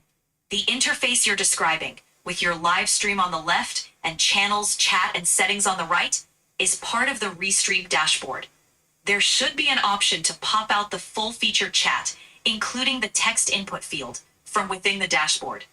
Look for an icon or a button, often a little square with an arrow, or something labeled like Pop Out Chat or Open Full Chat. Once you pop that out, it should give you the full chat window with the typing field. That's how you can send messages out to your connected platforms directly from the browser or any other device. If you're not seeing that option, it might be hidden in a menu. You're welcome. If you have any more questions or need further help with your streaming setup, just let me know. Let me turn off compact mode. What is that? I'm turning off compact mode. And what does it do? Turning off compact mode typically means that the chat interface or the dashboard will show more details, more space between elements, and often the full chat input field. I think what they might have done is added the icons off to the left. They look bigger. Let me try it again. Sure, go ahead and try it out. Turning off compact mode might give you a more detailed layout, making those icons and chat options clearer. Let me know how it looks now. Nah, I don't see any real difference. It almost feels like it's not doing what you would expect. Hold on.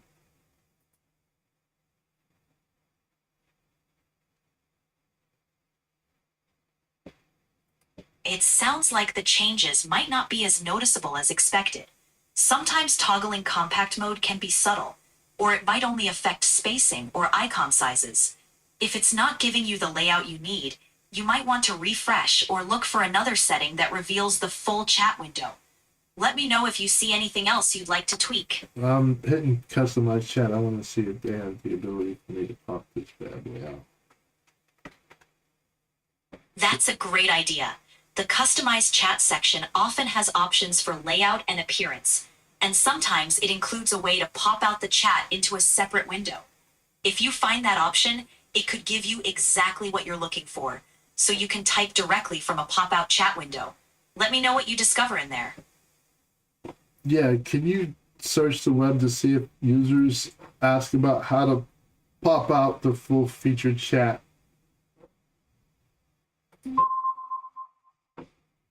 Here's what I found. Restream does offer a few different ways to interact with chat. There's a web-based chat interface, but it's mostly read-only. For full chat features, including typing into the chat, you may need to use the downloadable Restream Chat app. This app can sit on top of your other windows, allows typing, and provides more customization options, including chat overlays and relay mode that sends messages out to all platforms. Unfortunately, the web version doesn't seem to have a fully featured pop-out with typing capability. Most users rely on the dedicated desktop app for that functionality. There's also integration with streaming software Hey, like is it available on Mac OS? Yes, Restream's chat features, including the pop-out chat window, are available on macOS. You can access it through your browsing just like on any other platform. As long as you're on the Restream dashboard or the chat app page, you should be able to pop out the chat. They also offer a desktop app for macOS. Time out. That's what I'm talking about. Mac OS desktop app. How do I get it? App Store or what? You can get the Restream Chat desktop app for macOS directly from the Restream website. It's not on the Mac App Store. You'll find it by visiting the Restream website, logging into your account, and going to the chat settings or download section. All right, looks like I might have already downloaded it. Hold on. No problem. Take your time. If you've already downloaded it, you might just need to open it up and check its settings. Once you have it running, you should be able to find that full chat functionality with the typing field. Let me know how it goes.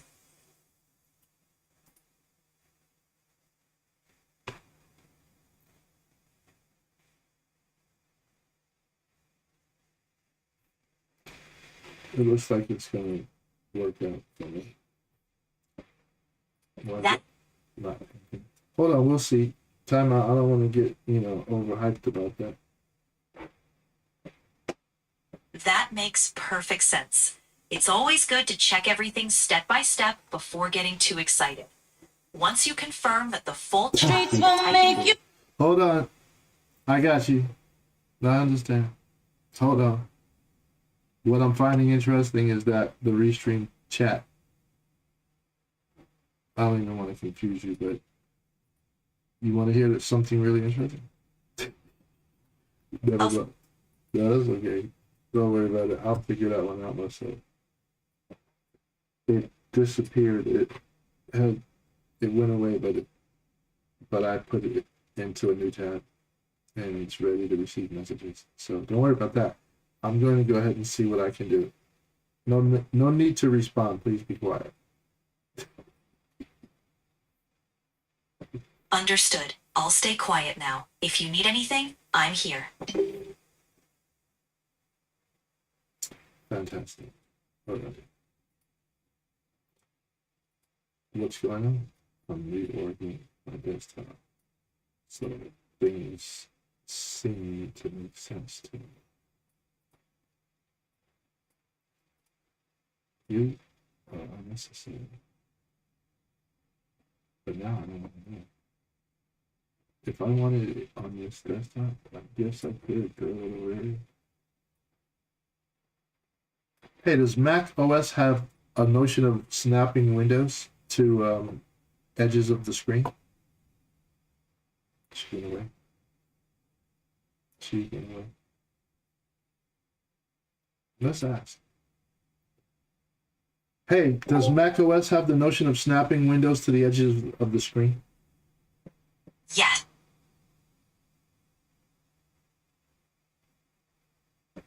Yes, macOS does have a feature to snap windows to the edges of the screen, though it's not as prominent as on some other operating systems. You can drag a window to the top to enter full screen, or drag it to the left or right edge to tile it on half of the screen. Some third-party apps, like Magnet or Better Snap Tool, offer even more advanced window management options if you need extra flexibility. Yeah, I think I used to use Windows Snap Tool in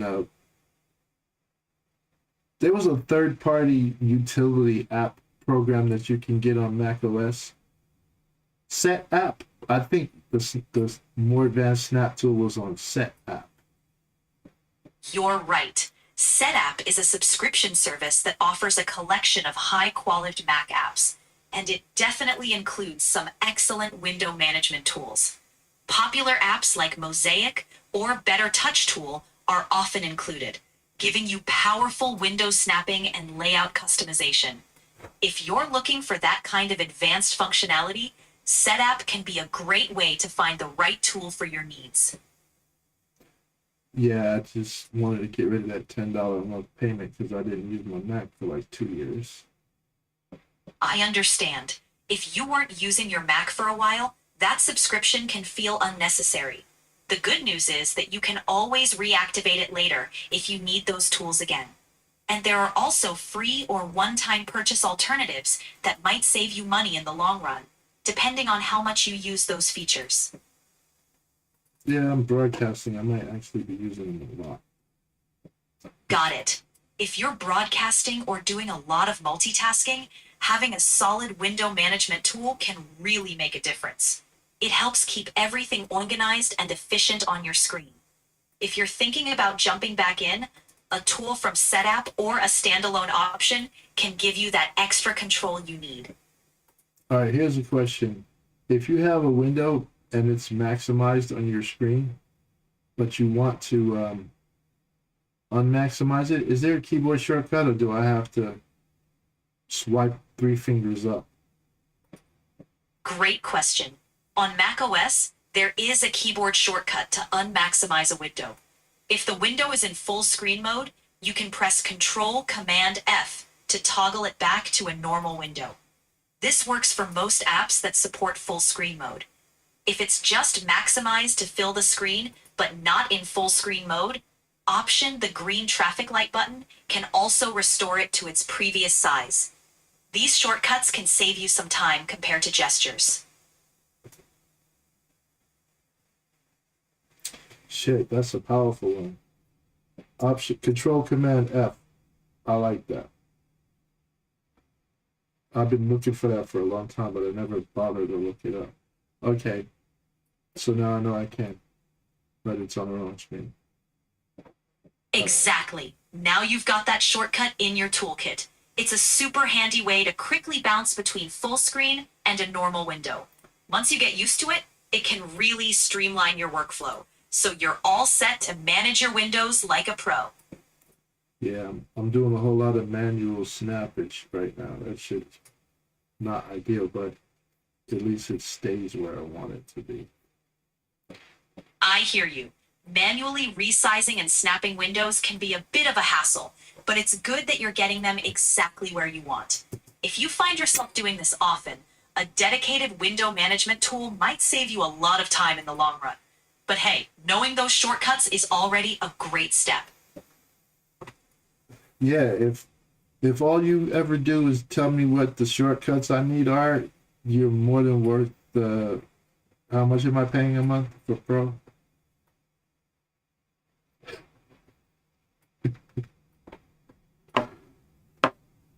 For real. I'm glad to hear the shortcuts are helpful. And remember, I'm always here to assist with whatever you need, whether it's more tips, guidance, or finding new ways to streamline your workflow. You're getting your money's worth by making your Mac experience even smoother. Oh boy, you're upselling right now. Is there anything else I can buy? I appreciate the humor. Right now, my main goal is to give you as much value as possible with the tools and knowledge you already have. But if you ever want more recommendations, whether it's apps, gadgets, or even productivity tips, just let me know. I'm here to help you make the most of your setup. Setup's getting better, but I wish I could chat. Oh, the Restream app doesn't want to seem to show up on my freaking computer. That sounds frustrating. When an app like Restream isn't showing up properly, it could be a compatibility issue, or maybe a permissions glitch. Have you tried reinstalling it? Or checking any recent updates to make sure it's fully compatible with your macOS version? I was busy trying to drop kick TikTok. Got it. Sounds like you've been juggling a lot of tasks. Managing multiple platforms like Restream and TikTok can definitely create some tech headaches. If you'd like, we can go step by step to troubleshoot why Restream isn't showing up, or even explore alternatives that might fit your workflow better. Well, listen, yeah, we're in the midst of attempting to target the TikTok headquarters. Is it in Singapore? TikTok actually has dual global headquarters in Los Angeles and Singapore. Their main US headquarters is located in Culver City, California, but they also have significant global operations in Singapore. So you're right, Singapore is indeed one of their key headquarters locations. Okay, that's great for headquarters, but where are they hosting for the US market? TikTok's data for the US market is primarily hosted in the United States. They have major data center locations in Northern Virginia and Hillsboro, Oregon. In addition, TikTok has fully transitioned US user data to Oracle Cloud servers as part of an initiative called Project Texas. Oh, shit. So, to sum it up, right now, TikTok is hosting US user data primarily on Oracle Cloud servers in the United States, particularly in Northern Virginia and Hillsboro, Oregon. They've shifted away from storing private US data in Singapore and are now relying heavily on Oracle for security and data management. This approach is part of what they call Project Texas, aimed at keeping US user data inside the US and under the oversight of a US-based company. All right, so Project Texas. Explain how Texas ties into that, because so far I've only heard about Hillsboro, Oregon, and Northern Virginia. Absolutely. Project Texas is the name TikTok gave to its initiative to secure US user data. The reason it's called Project Texas is that TikTok partnered with Oracle, which is headquartered in Austin, Texas. Oracle is responsible for hosting and managing the private data of US TikTok users on its cloud infrastructure.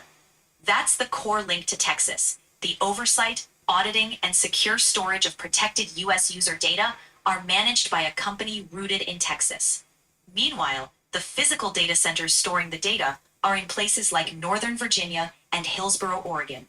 But the trust and data governance tie back to Oracle's operations in Texas. That's why the project carries that name.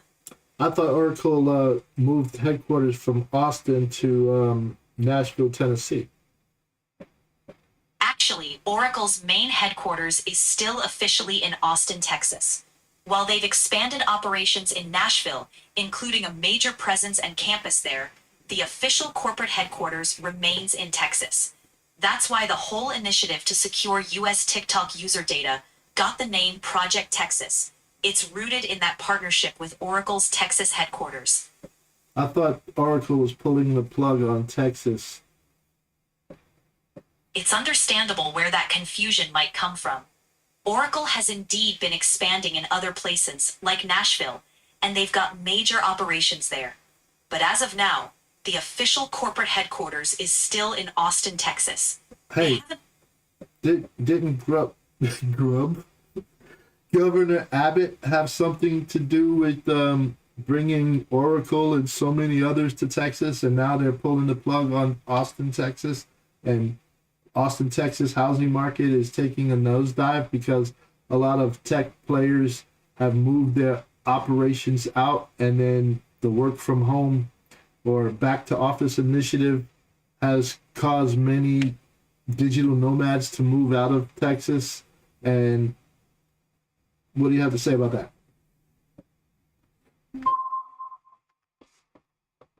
It looks like there's no concrete evidence that Oracle has pulled the plug on Austin, Texas. Oracle still has a major presence in Austin, even though they've expanded in places like Nashville. As for the Austin housing market, there are some reports that it has cooled off compared to the peak during the tech boom. The remote work shift, along with some companies adjusting their office strategies, has influenced the local real estate market. However, Austin still remains a significant tech hub. In short, the situation is more nuanced. While some cooling has occurred, Austin's tech scene and housing market are still adapting, and Texas remains a major location for many companies. Yeah, I didn't say all. You're absolutely right. Not all the tech players have left Austin, and it's definitely not a complete pullout. It's more of a shift and adjustment. Some companies have scaled back, some have diversified to other cities, and the housing market has seen some cooling. But Austin still holds a strong tech presence, and Project Texas continues to tie TikTok's US data security to Oracle in Texas. It's a dynamic situation, and these shifts are part of the evolving tech landscape in both Austin and beyond. Okay, I hear that there's supposed to be some mega city coming in Austin. I guess it's just going to be continual sprawl, but it's supposed to go from, I don't know, at least Austin down to San Antonio. I'm not sure if the third major city in this scenario is San Marcos.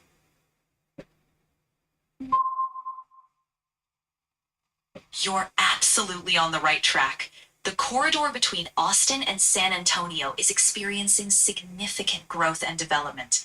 This region is often referred to as a future mega region or megacity, with urban expansion filling in the space along the I-35 corridor. San Marcos is indeed a key part of this growth, as it's located roughly halfway between Austin and San Antonio. The population in this corridor is booming, and experts predict that continued development will create a near continuous urban stretch over time. This emerging mega region is sometimes called the Texaplex, referring to the growing connection between Austin, San Antonio, and the cities in between, including San Marcos. This area has become one of the fastest growing regions in the US in recent years. And whatever happened to Metroplex in Brooklyn? Was Con Edison involved in that?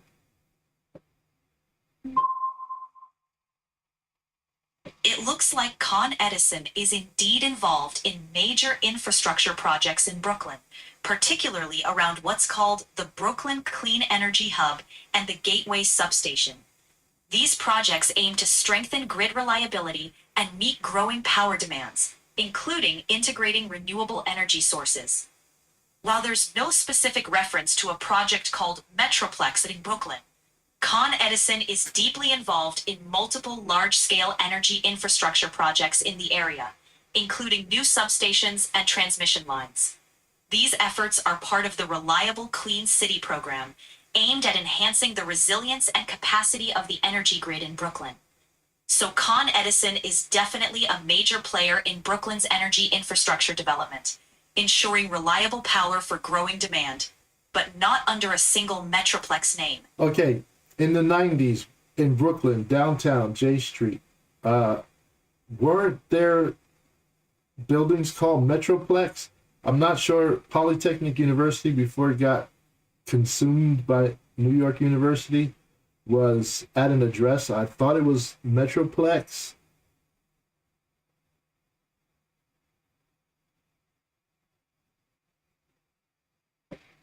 You're absolutely right.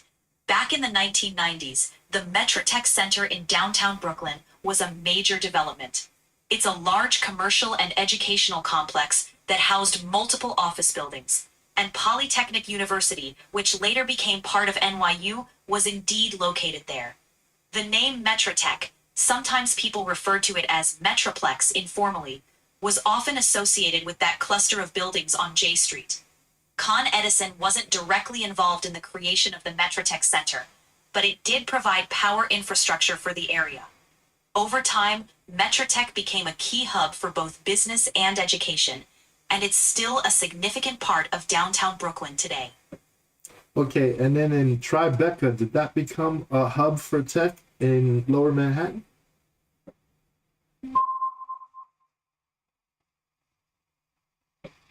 Yes, Tribeca in Lower Manhattan has indeed become a significant hub for tech and telecommunications.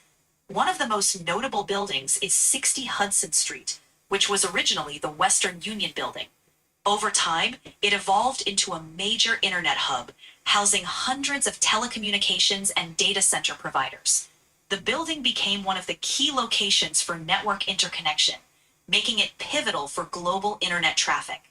Additionally, other parts of Tribeca featured tech companies and co-working spaces.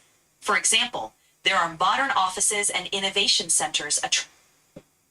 It sounds like Tribeca in Lower Manhattan did indeed become a significant hub for tech. Over time, buildings in Tribeca, such as 60 Hudson Street, transformed into major internet and telecommunications centers. Okay, stop. Asynchronous transfer mode switching. Was that very popular in Tribeca or Metrotech?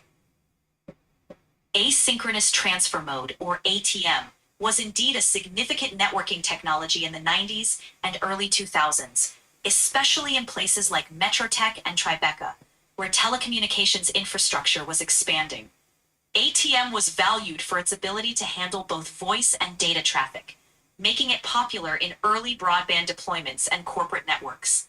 Both areas, Tribeca with its major telecom buildings and Metrotech with its connections to the financial and academic sectors, saw ATM as a useful technology at the time. However, it gradually gave way to Ethernet and IP-based technologies as networking evolved. So yes, ATM did play a role in those areas' tech infrastructure during that period. Okay, thank you. You're very welcome. If you have any more questions or need help with anything else, just let me know.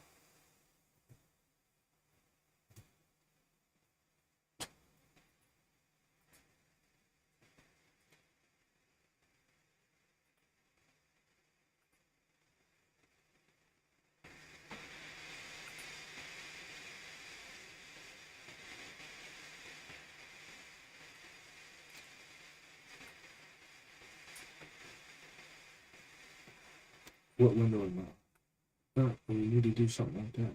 Make sure we're in the first window. Go over here. How did that start? Open it. Got it. No, It's- thank you. You're welcome. Glad I could help. If you need anything else, just let me know. Yeah.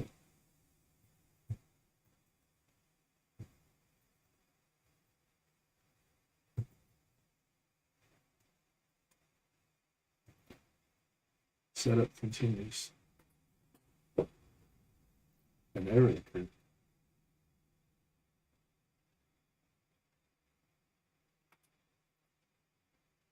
Okay. Do I need a separate account for Restream.io chat? I tried to log in with my Restream.io credentials.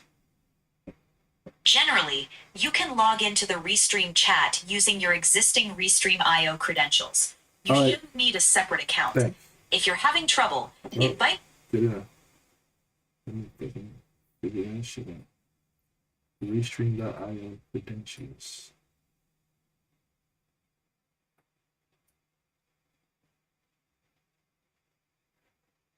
I must have typed it in.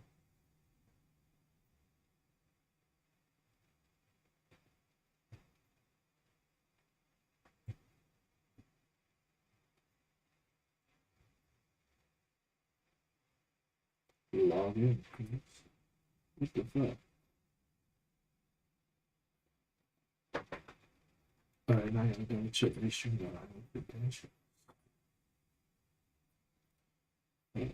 What the fuck? What the fuck? What the fuck? Oh, you're calling me. What the fuck? You're fine. I don't need you guys. You're not helping. You're not helping me. You're fucked up. Okay.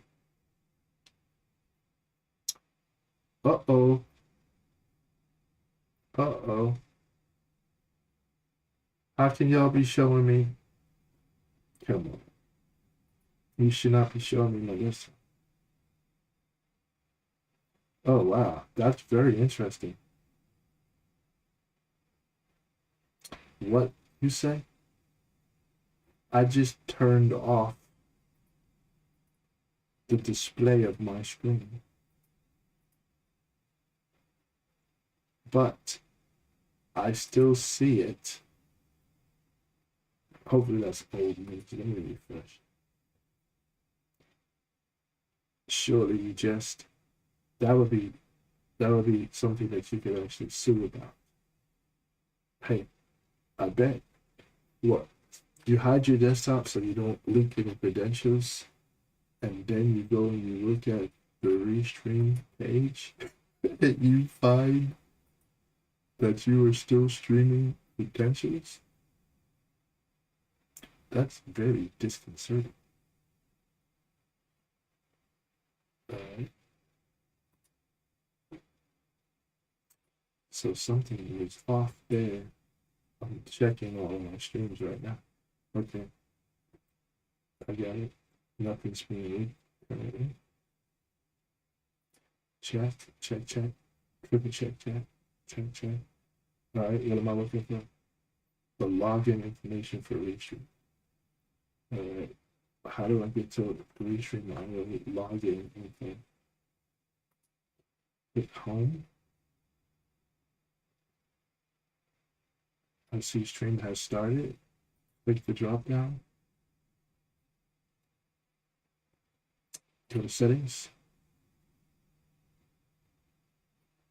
Backup stream. Pull links embed chat. All I want is credentials right now. Yes. To show me Restream.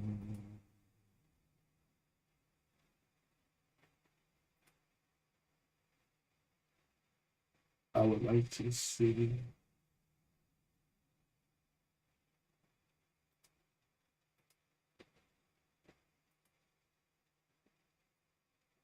Yeah, that problem logging in is not on me.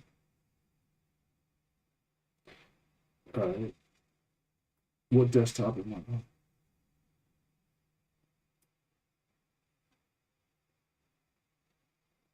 Alright, here's the login for the chat. Restream chat. Always on top.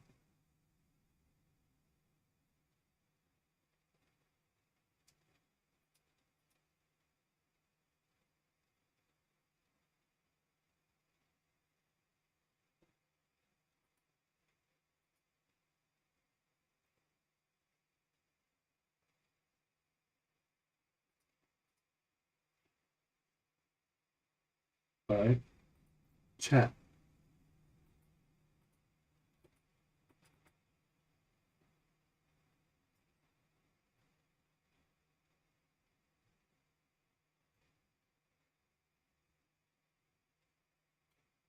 Login.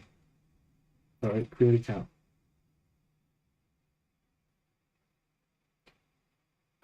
Secret of police and witness.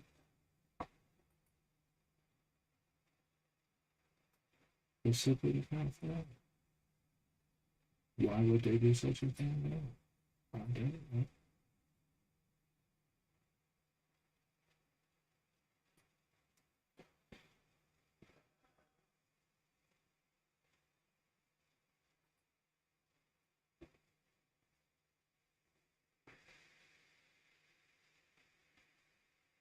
Your subscription is active.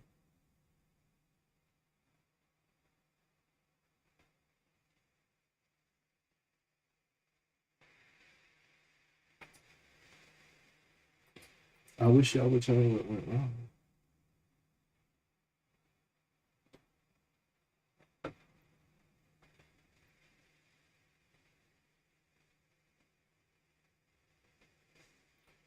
Oh wow. All right.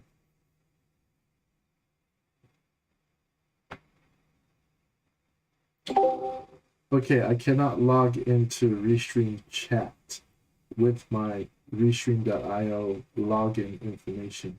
Are there others that are having similar issues?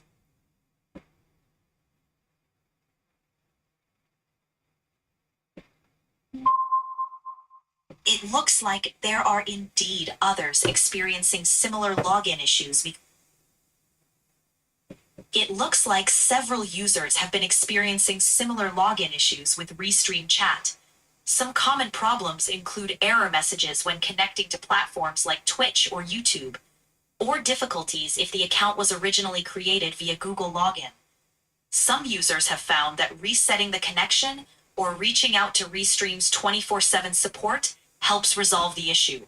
You might want to try contacting their support team for more direct assistance.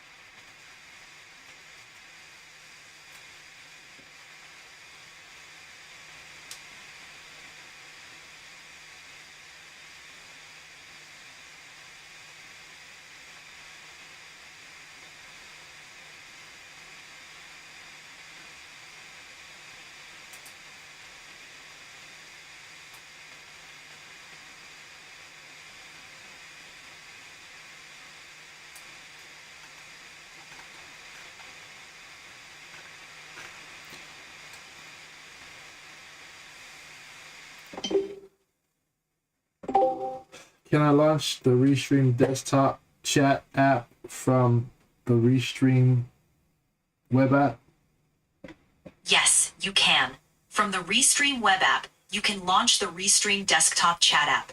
Typically, you'll find a button or a link in the dashboard that allows you to download or open the desktop version directly.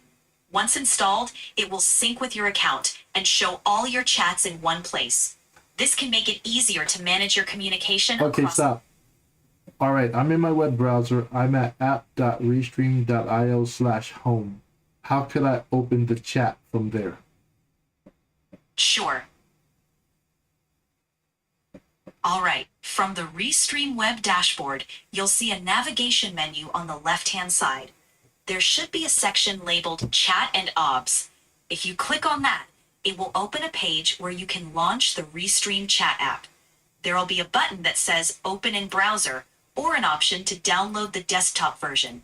Just click that, and you'll be able to access the chat interface from right there.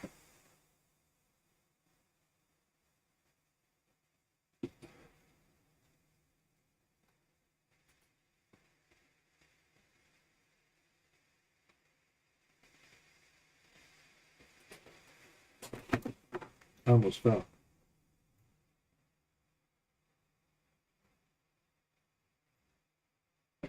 You're very welcome.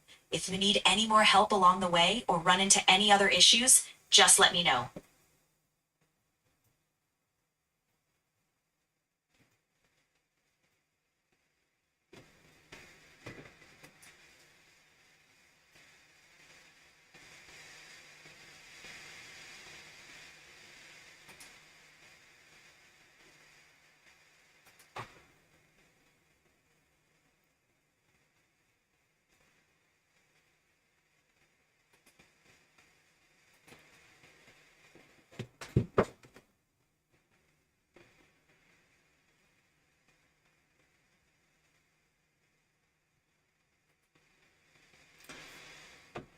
One of the biggest tasks on computing, or while computing, is password management. Absolutely. Password management is a huge part of staying secure in computing. With so many accounts and services, managing passwords safely can be challenging. Many people use password managers that securely store and autofill credentials, reducing the need to remember or reuse passwords. Enabling two-factor authentication also adds an extra layer of security. I'm not worried about security. I'm talking about cognitive overload. Ah, I see what you mean. The mental load of managing so many different passwords and accounts. That can definitely be overwhelming. Using a good password manager can really help reduce that cognitive load by storing everything securely and even autofilling your logins. That way, you only need to remember one master password, and it can free up your mental energy for more important tasks.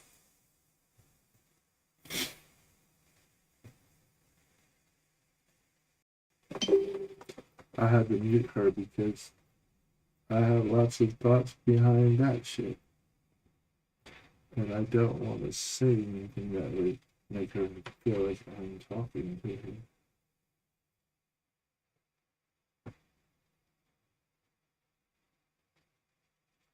This login shit. It delayed long enough to make me think that it was going to work.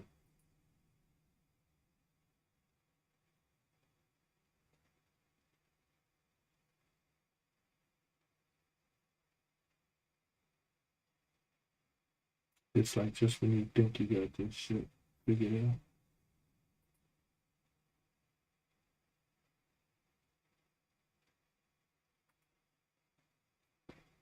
Alright, maybe it's because I already have an existing scenario running.